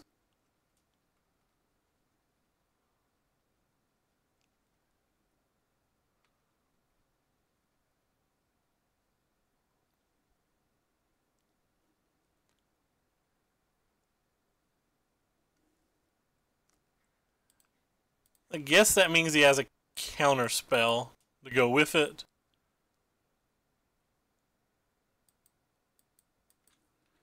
But we get to resolve our Teferi, so it's not that bad.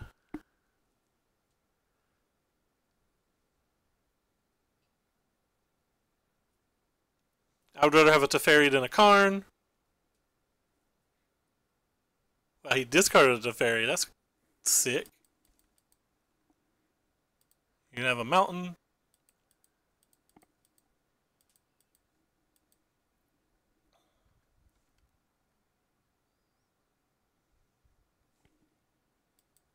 This game got weird.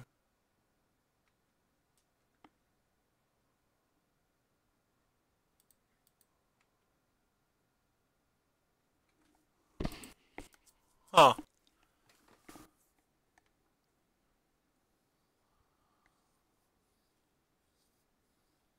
Do I want to play the Teferi? I mean, I guess. We're never going to win a counterspell war, so am I supposed to just bounce this? Doesn't seem like it does much, does it?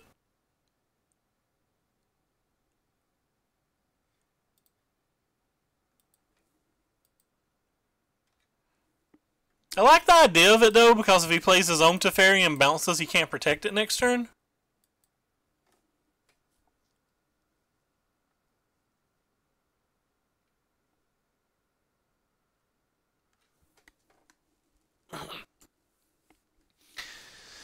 And if he uses the Karn this turn, we don't have to give it to him.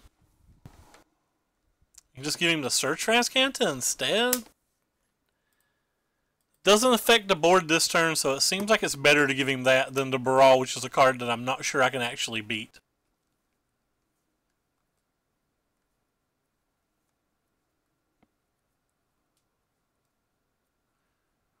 If he just spends 2 mana to play a Search for Azcanta, it's probably pretty good for us in terms of our knights.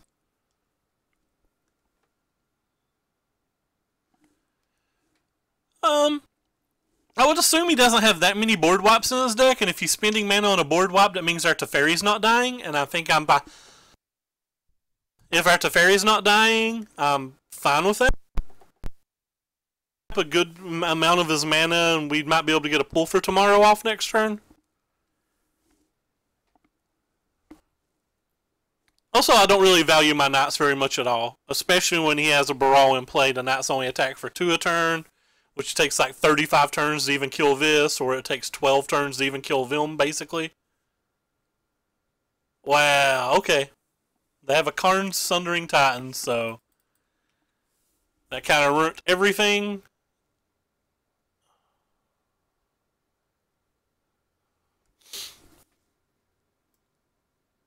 Yeah, having a time walk, that'll win a game.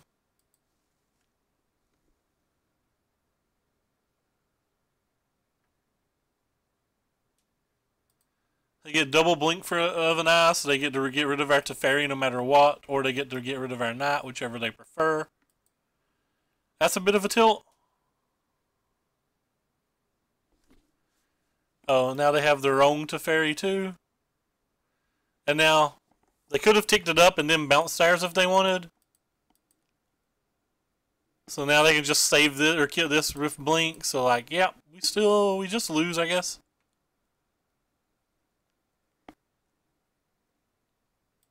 No, I'm gonna keep it. I need cards now to even have a fighting chance.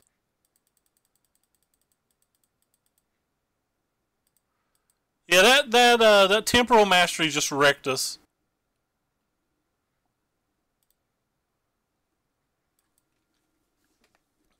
I don't even know the plan to win now. Like, we're so far behind that I don't know the plan to win anymore.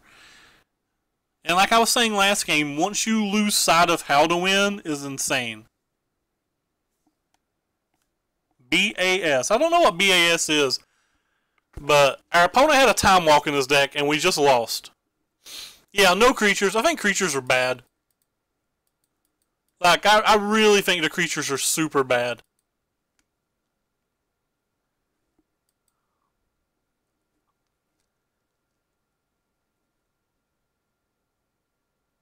I don't know how we beat this.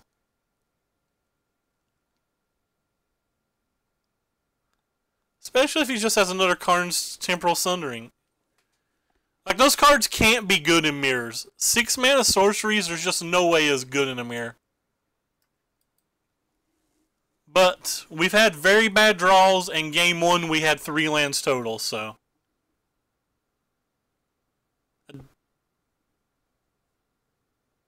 I don't think Squee would be that good.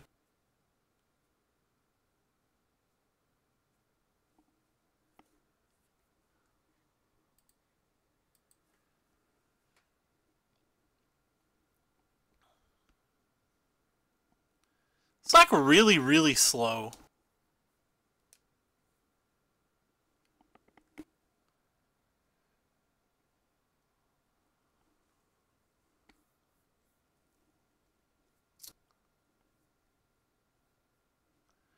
Alright, can we concede yet? Like, we don't have an out to win this game anymore. At least I can't play it.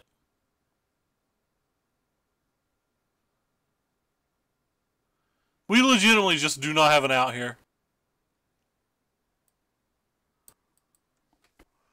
Our opponent is way the hell too far ahead.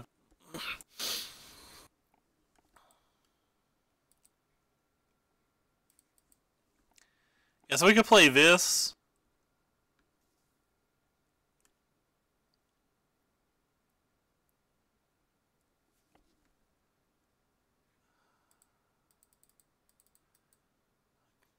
Go Teferi, that'll never resolve. If we can't resolve this, I'm going to scoop, by the way. For anybody who cares.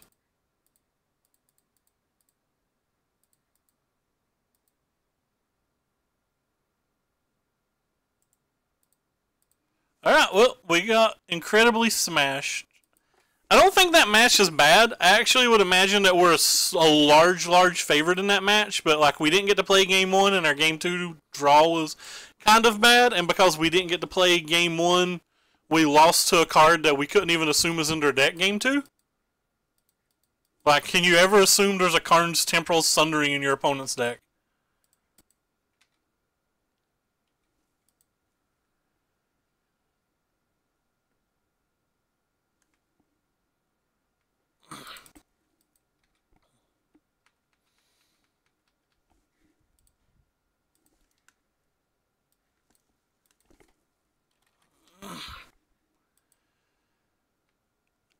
Mono red? I guess we're just taking it if it's mono red.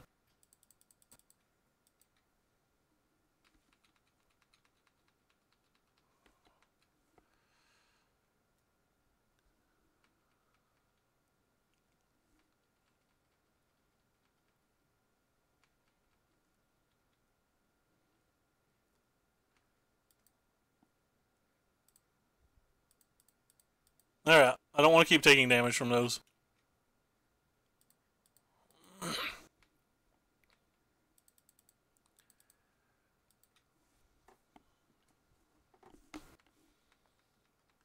How'd your weekend go, Heath? Did you have a lot of fun?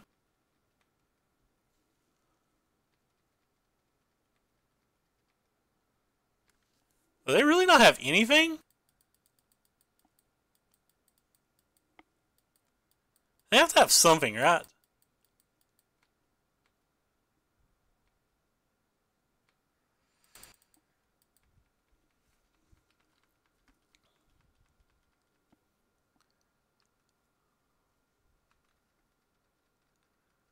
I'm going to play Teferi next turn, tick it up. We have Disallow now. I assume they're just going to have double Burn Spell and kill Teferi, but...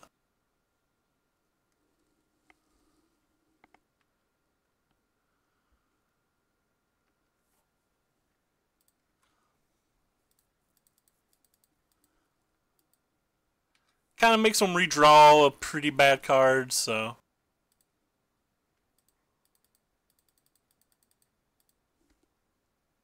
I don't think this game's over. I assume they just have a bunch of burn spells and stuff. Like, I think this Teferi's just gonna die. A 5-color deck? Nice, man. I could be entirely wrong and his hand's just terrible. Fair enough. Which version of Mono Black did you play? I was told that you did Battling with Mono Black.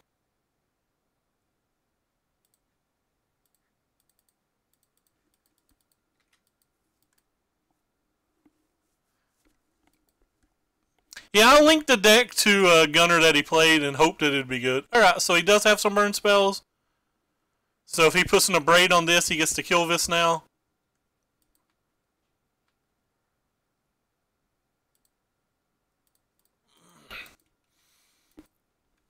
But we know he's getting ready to draw another Soulscar Mage, and the first Soulscar Mage does nothing, so... I'll neglect to take damage from this one then. We have a cast out for whatever he resolves post-combat. Oh, just 2 more of those.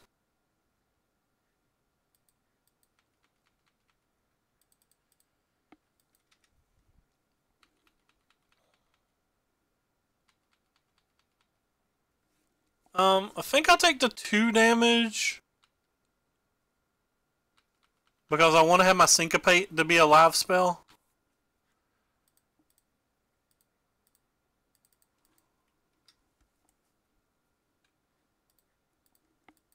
Could cycle the cast out there to guarantee a flip, but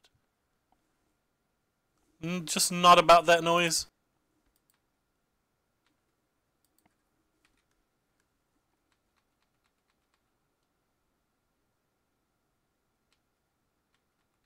Four Stronghold, 3 Karn, 2. Kind of interesting. I like the one that's running around with 4 of the Eldest Reborn or whatever the hell it's called. Well, I just don't want to take damage from my opponent's stuff, so... We can flip this if we choose to this turn. 3 Lily. Alright. Flipped and ready to do the party.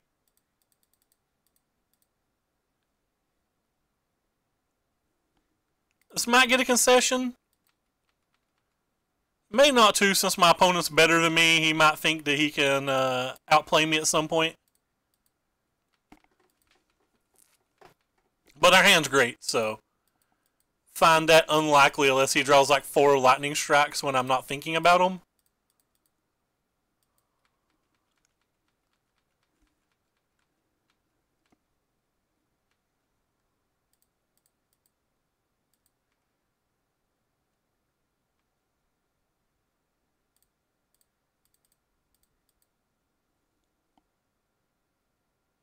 So I'll take that.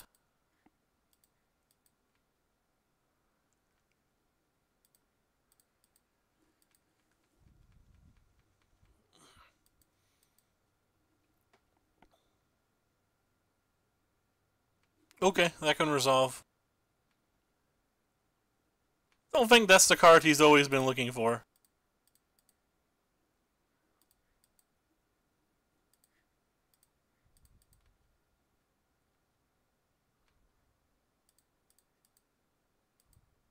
Land? That's not a land. What a tilt.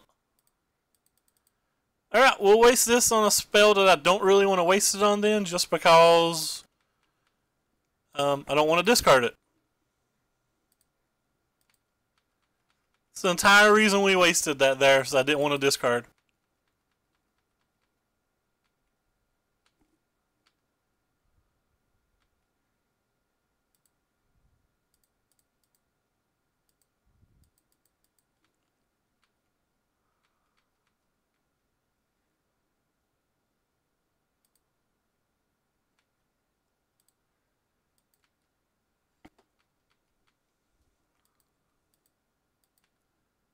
The opponent's got what I call a medium hand.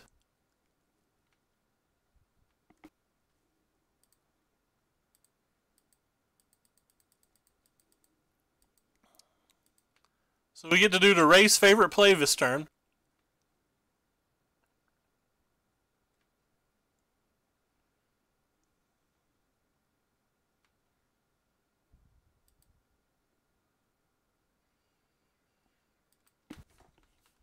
At the end of this turn, we'll pull for tomorrow and just kill everything.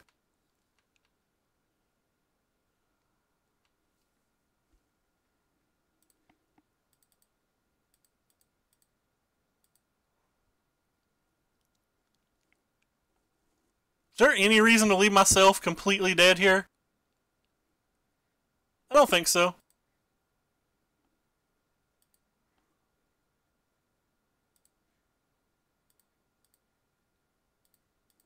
We're going to be able to exile almost all of his permanents next turn anyway, so there's no reason to us just to die to burn spells.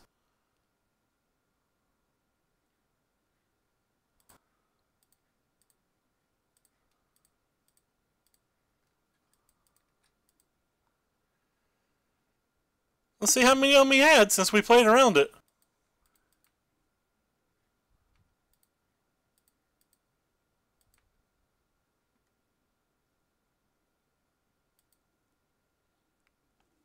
I concede at this point.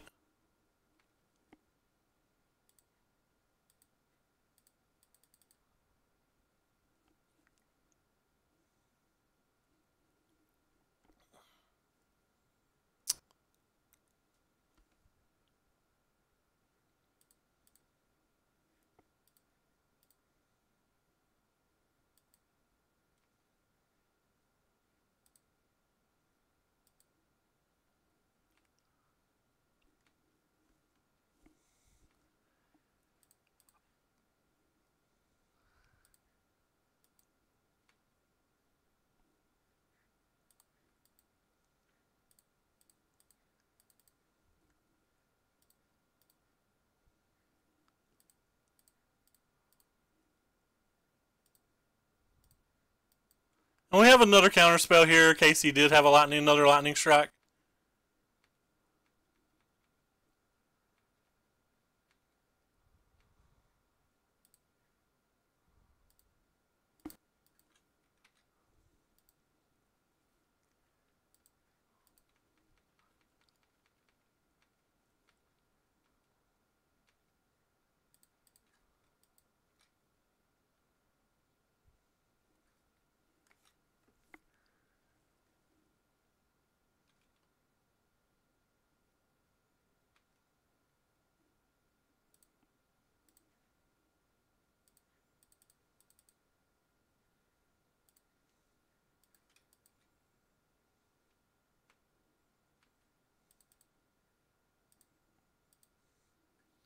Just so I can F6.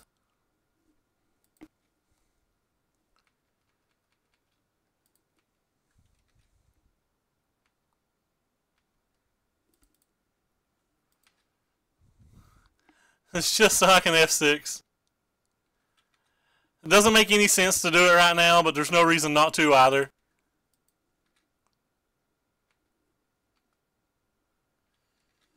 Opponent's going for the timeout.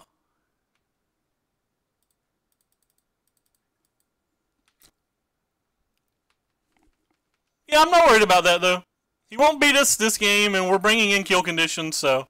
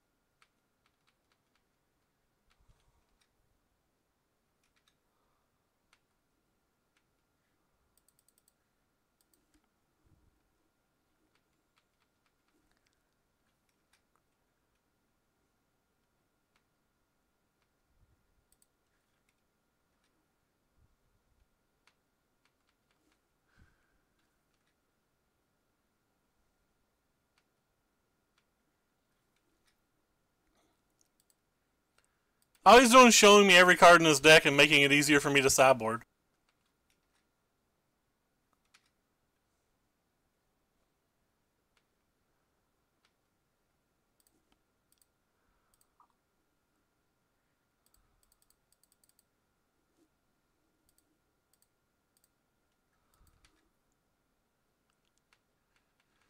Just making it easier for me to sideboard.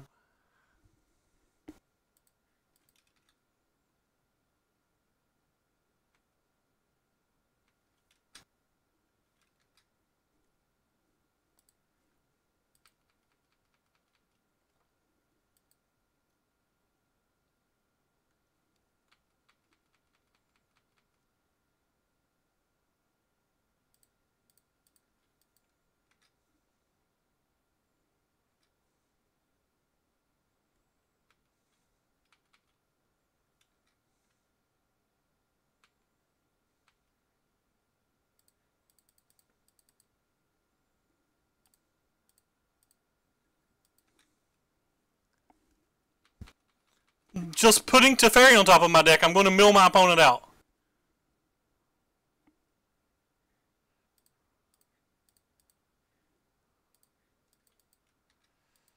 Just putting Teferi on top of my deck, going to mill my opponent out. Like, Teferi's its own win condition. You just cast Teferi, minus Teferi, put Teferi on top of my deck, I can never mill.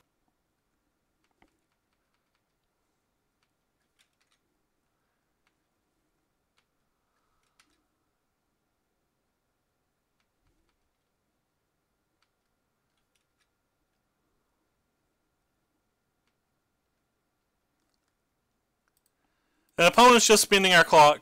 I consider this extremely bad manners, but that's okay. He's within his rights. Yep, it's basically like the old blue-white Elixir Immortality decks. This isn't something you can do in real life either, because the turns go by so much faster in real life.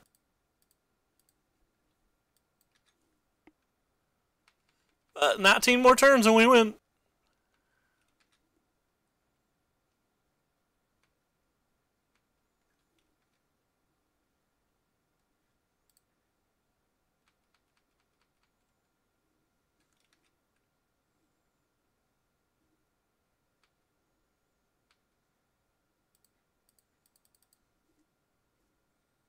Should have about 10 minutes left on our clock. If this goes games free, he'll probably time us out, but that's okay. We know that we can get timed out on Moto when we play this deck. It's not a big deal. Because when I stream, like, it adds lag and stuff to my computer and I'm talking about things. Oh, he just doesn't want to. He wants to run my clock down. Like, chess clocks are a part of Moto. It's not a big deal.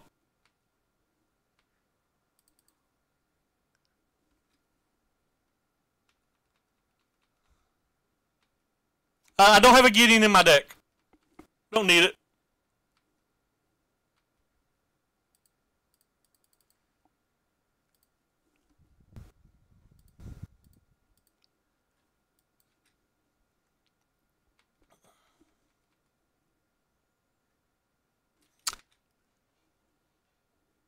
Maybe he has enough one-drops that he thinks he's going to get somewhere. I'm not pressing F6 opponent, so...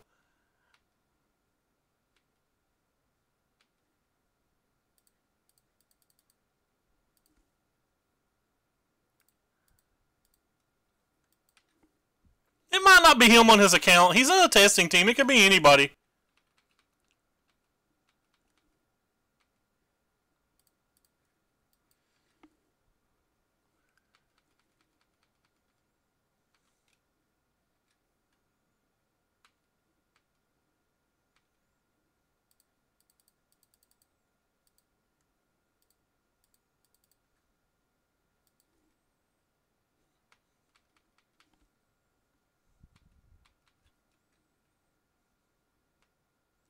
I just wish my F6 would work. You see my F6 isn't working half the time that I press it, right?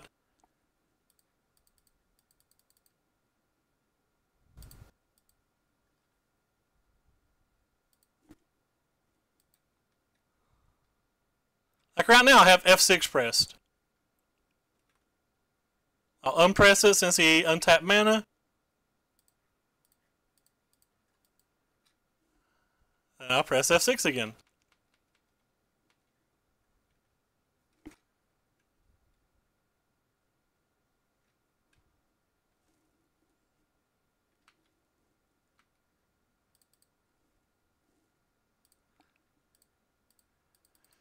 Moto's starting to lag because there's a million permanents in play.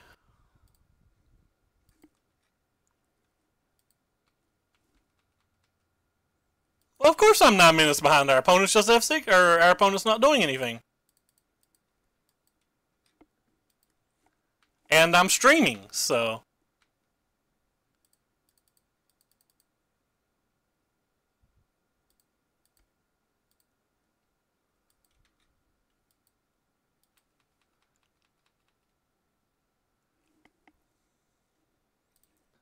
Now, in paper, the turns go by a lot quicker. You don't have to individually tap things. You don't have to go through every phase.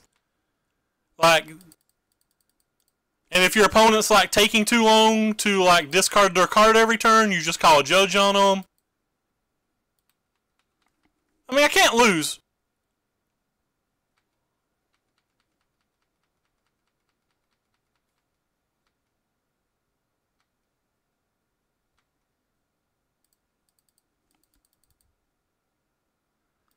And I would have another 5 minutes on my clock too if I wasn't streaming. The streaming's why I'm so slow on time.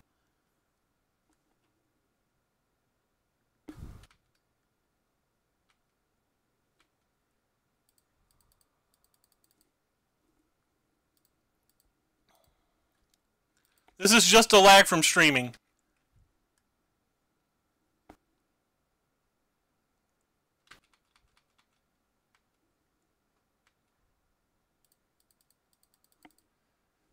But we're going to have about 10 minutes, like I said, when we started this.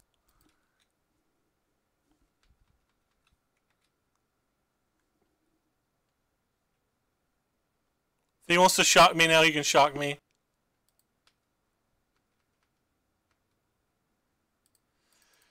Notice how he took a pause there?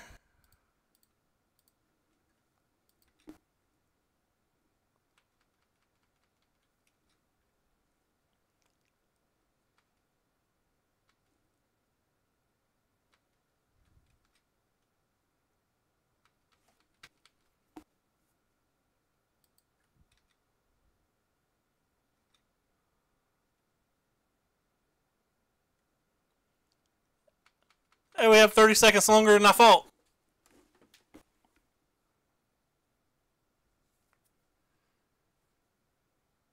Alright, so let's take the time to look at chat and stuff. Yeah, we're going to have a, like I said, we'll have, like I said at the beginning, if people don't scoop while I'm streaming, it will be hard to win 3 games.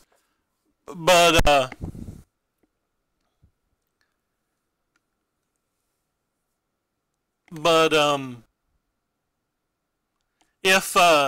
if they do scoot, or I mean, like I said, if I wasn't streaming, I'd have another 6 minutes left on my paper magic. The turns go by a heck of a lot faster.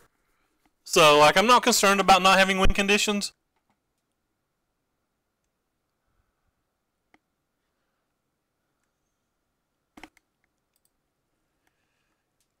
Like I think.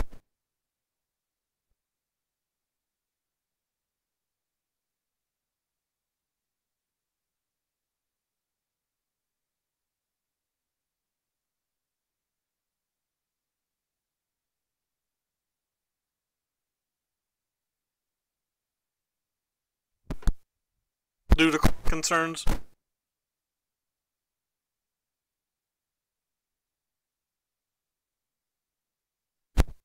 I don't know what to sideboard out if I bring all this in.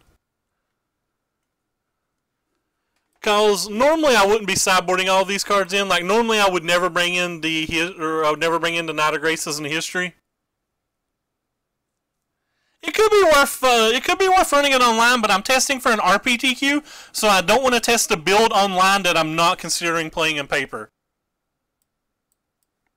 And I'm just 100% not running to getting in paper currently.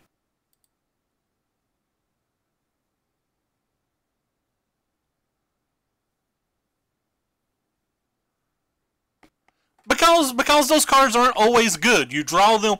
You can draw like those cards on turn 1 and 2 of your deck and like miss your land drops and stuff. It's just not efficient.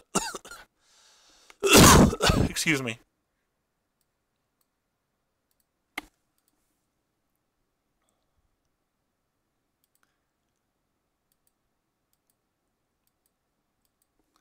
Anyway, I'm going to try to play a lot faster this game, so I won't be able to look out the chat.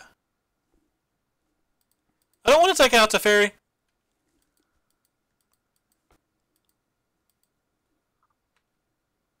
Because I like being able to cast Teferis early and just throw them away.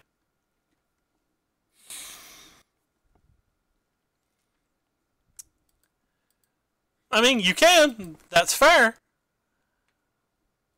But Teferi's better more often than Gearhulk's better. Right?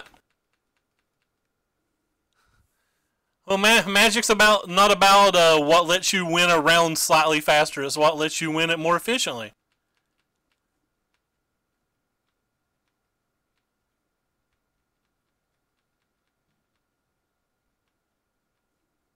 Oh yeah, Teferi in your opening hand is considerably better than a Gearhulk in 100% of matches. I will Essence Scatter literally any spell he plays.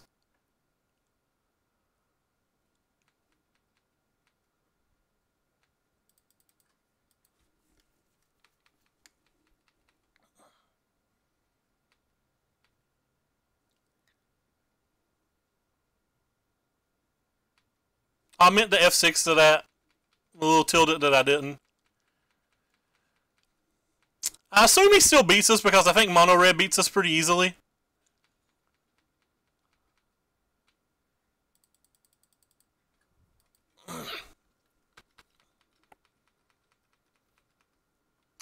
Like, I don't think Mono Red's even hard. Oh well, that wrecked us pretty hard there.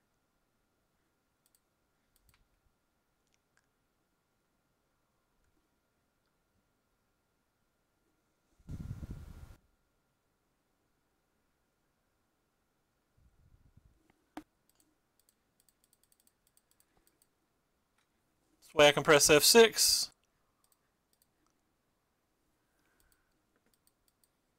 So we'll take 5 damage this turn down to 4, then back to 6.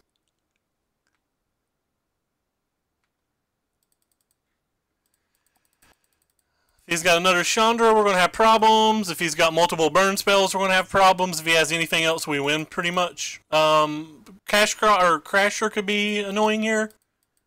But that's about it. Burn spells and Crash are about all that's annoying in a spot like this.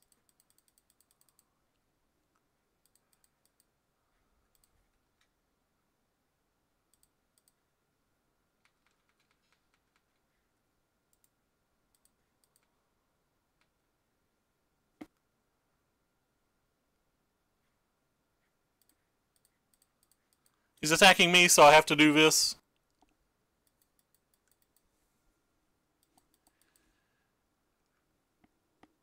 Again, we can't beat burn spells, and we know we can't beat burn spells from here, and that's fine.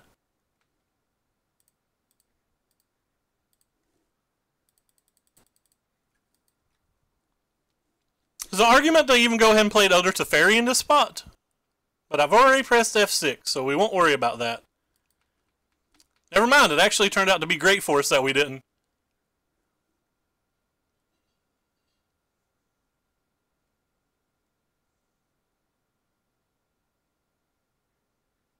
Oh, Flame of the Keld, that one's really good.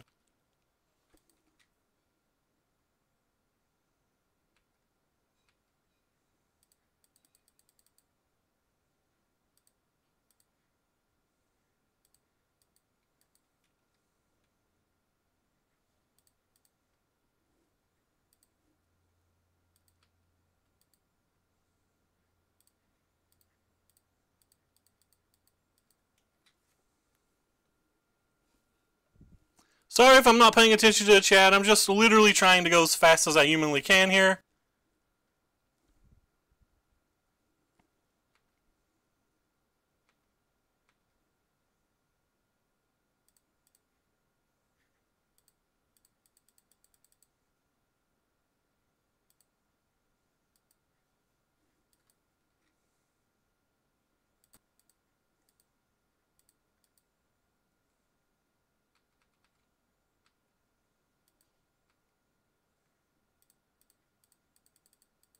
Tons of things kill me.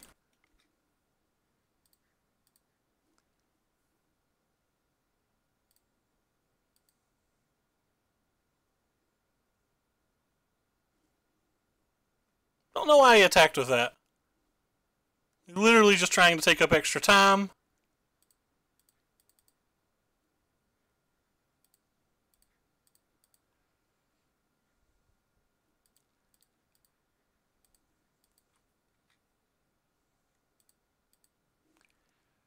We do have kill conditions in our deck this time, but we don't have any way to gain life.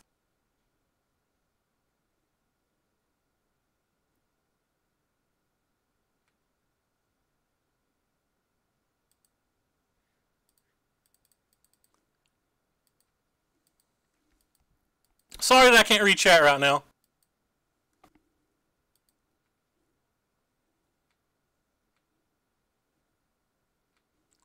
Need a disallow.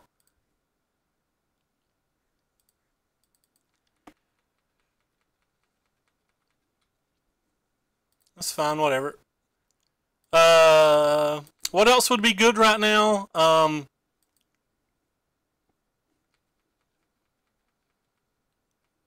lot of cards would be good right now. Gideon would be great right now.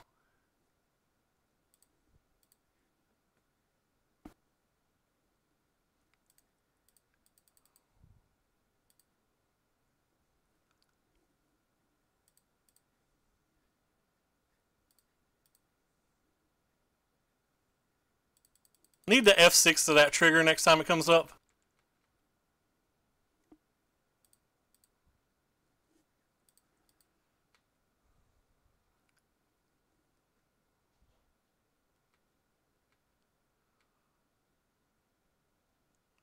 Yeah, don't care about that. Now he's just trying to... He's literally attacking to take extra turns.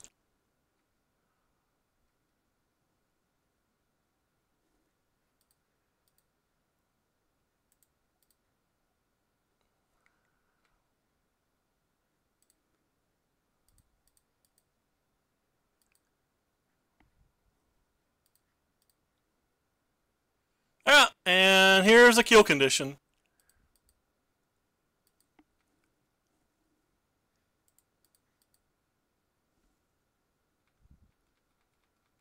Sorry that I can't read the chat, guys.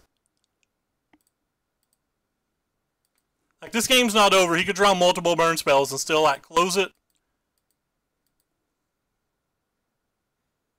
Yeah, I'm not going to protect that.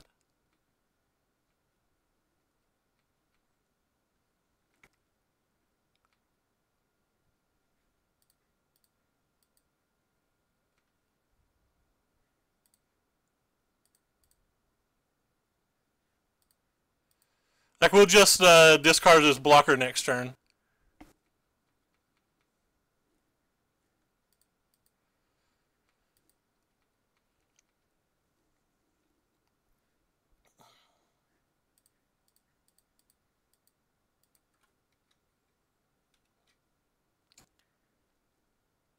Actually, I guess we won't next turn, because this turn he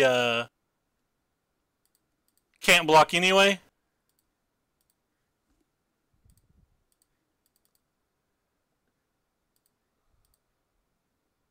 Well, I mean, he can block, but all it does is prevent 4 damage.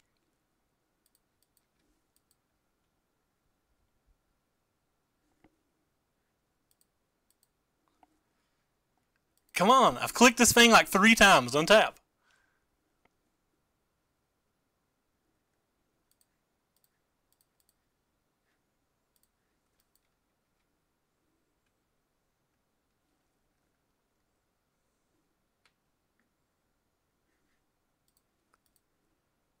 Go ahead and kill that one. Ultimate. Pick that up. Draw a card. Kill you. Kill you. Play our land. Attack.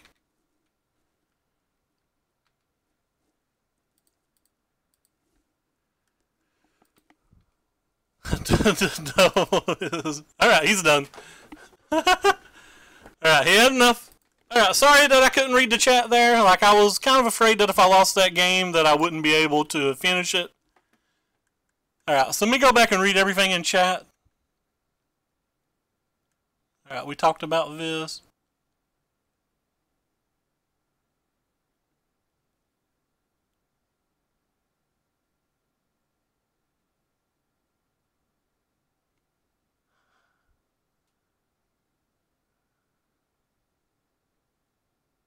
Fuck the chat manage.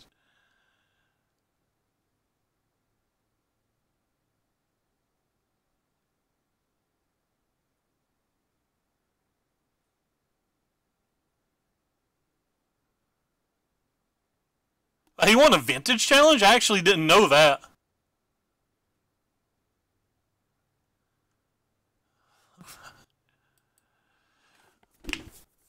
Well, I mean, okay. Let's think about this logically. We're going to an RPTQ, right? Do you think 5/6s are good? Do you think Torrential Gearhulk's good game 1 in the mirror when people have nothing else to spend their Essence Scatters on? Do you think Torrential Gearhulk's especially good versus the red decks? Do you think it's especially good versus the decks that have Murder Boats and will have nothing to spend their Murder Boats on? It's just the fact that, like, if it's bad versus all of these decks, like, how can it be good? It's obviously insane versus the green decks. Like, I might have had a chance versus the green deck I played earlier. But, like, I feel like you just weaken your deck versus all the other blue control decks. I think you make it worse versus all of the other red decks and all of the other red-black decks. And that's just not something I'm willing to do. She met Kid Rock once and got Hep C. 83.3%. This deck felt pretty good. I'm still not sure that I like this card more than I like Otherworldly Journey. I'm not sure that I just don't want another history. Are those cards good in those matches as well? Like, is Gideon good versus those? Like, Gideon's more reasonable. Like, you can talk me into Gideon. Like I'm a fish getting around the bait, and you could sink the Gideon hook. Like, you could totally sink me on the Gideon hook. I'm not sold on it, but I don't deny that it's like more reasonable. Because the Gideon can both protect your life total and end a game and make it hard for your opponent to win a game. So like it's more reasonable and it doesn't cost 6 mana. Like the big thing is it doesn't cost 6 mana.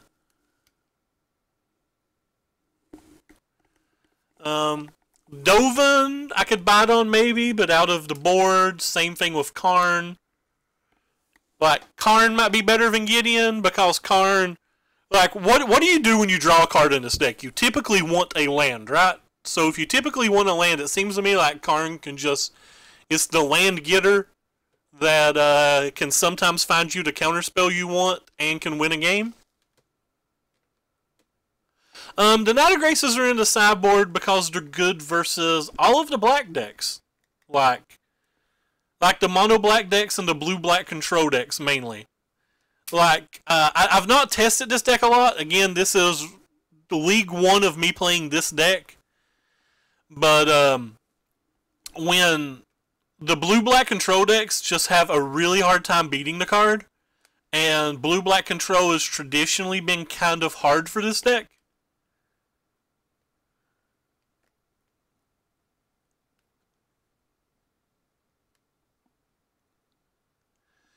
Lyra is a card that like people have adapted to as well.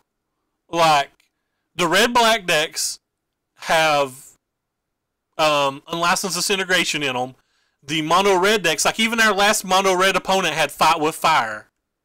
And when you put a card like Lyra in your hand, you're sometimes just forced to play it on turn 5 and you can potentially lose. You don't need it versus any of the green decks. Maybe the green-black deck, but you certainly don't need it versus most of the green decks. But like most of the green decks are playing things like Crushing Canopy. I think that's what it's called in the sideboard as well. And like, it might be okay in the mirror, but it's just not as good in that many matches. Like, do you want to sideboard it in versus blue-black Scarab God? Doesn't feel like a place you want to be. Like, they just Essence Scatter it and then Scarab God it. It just seems like Knight's slightly better for the matches you want it in. You can also just bring the Knight in versus... The other thing that makes Knight so good is you can bring Knights in the mirror match, right? So, like, when you bring an Angel of Grace, or, a Lyra, or a Torrential Gearhulk, or whatever 5 or 6 or 7 mana creature in, like, opponents have had more time to sculpt their hands, that they can counterspell them, and, like, casting a creature on turn 5 or 6 is not as good as casting it on turn 2. But if you're just, like, on the play and you jam a Knight of Grace on turn 2, if they didn't leave their Sillaways in, they're either A, going to die to it, or B, have to waste one of their premium cards like Cast Out or Blink or Commit on it, which just makes all of your Teferi slightly. And the synergy where, like, say you play this on 2 and you play this on 3 in some games, like, you're just going to win every one of those games. Because this is a Knight that gets pumped by this.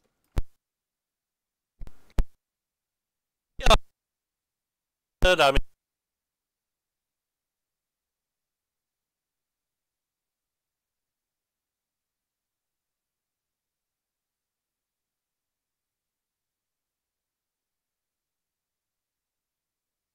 if they're from part of a land, I feel, but I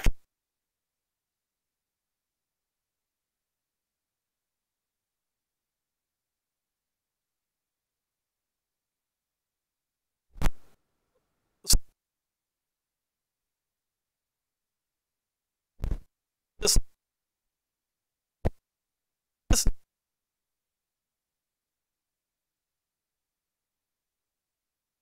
my mic die?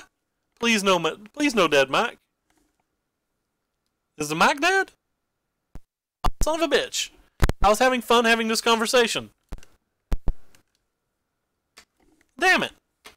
I'm gonna have to switch to the mic that Corey got me then, I guess. I have it on the laptop at the moment, but I guess I'll have to switch it to this one. Anyway, let's open our pity chest.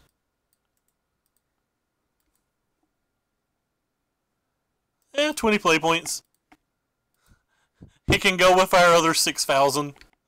At some point, we'll need them. I don't know when.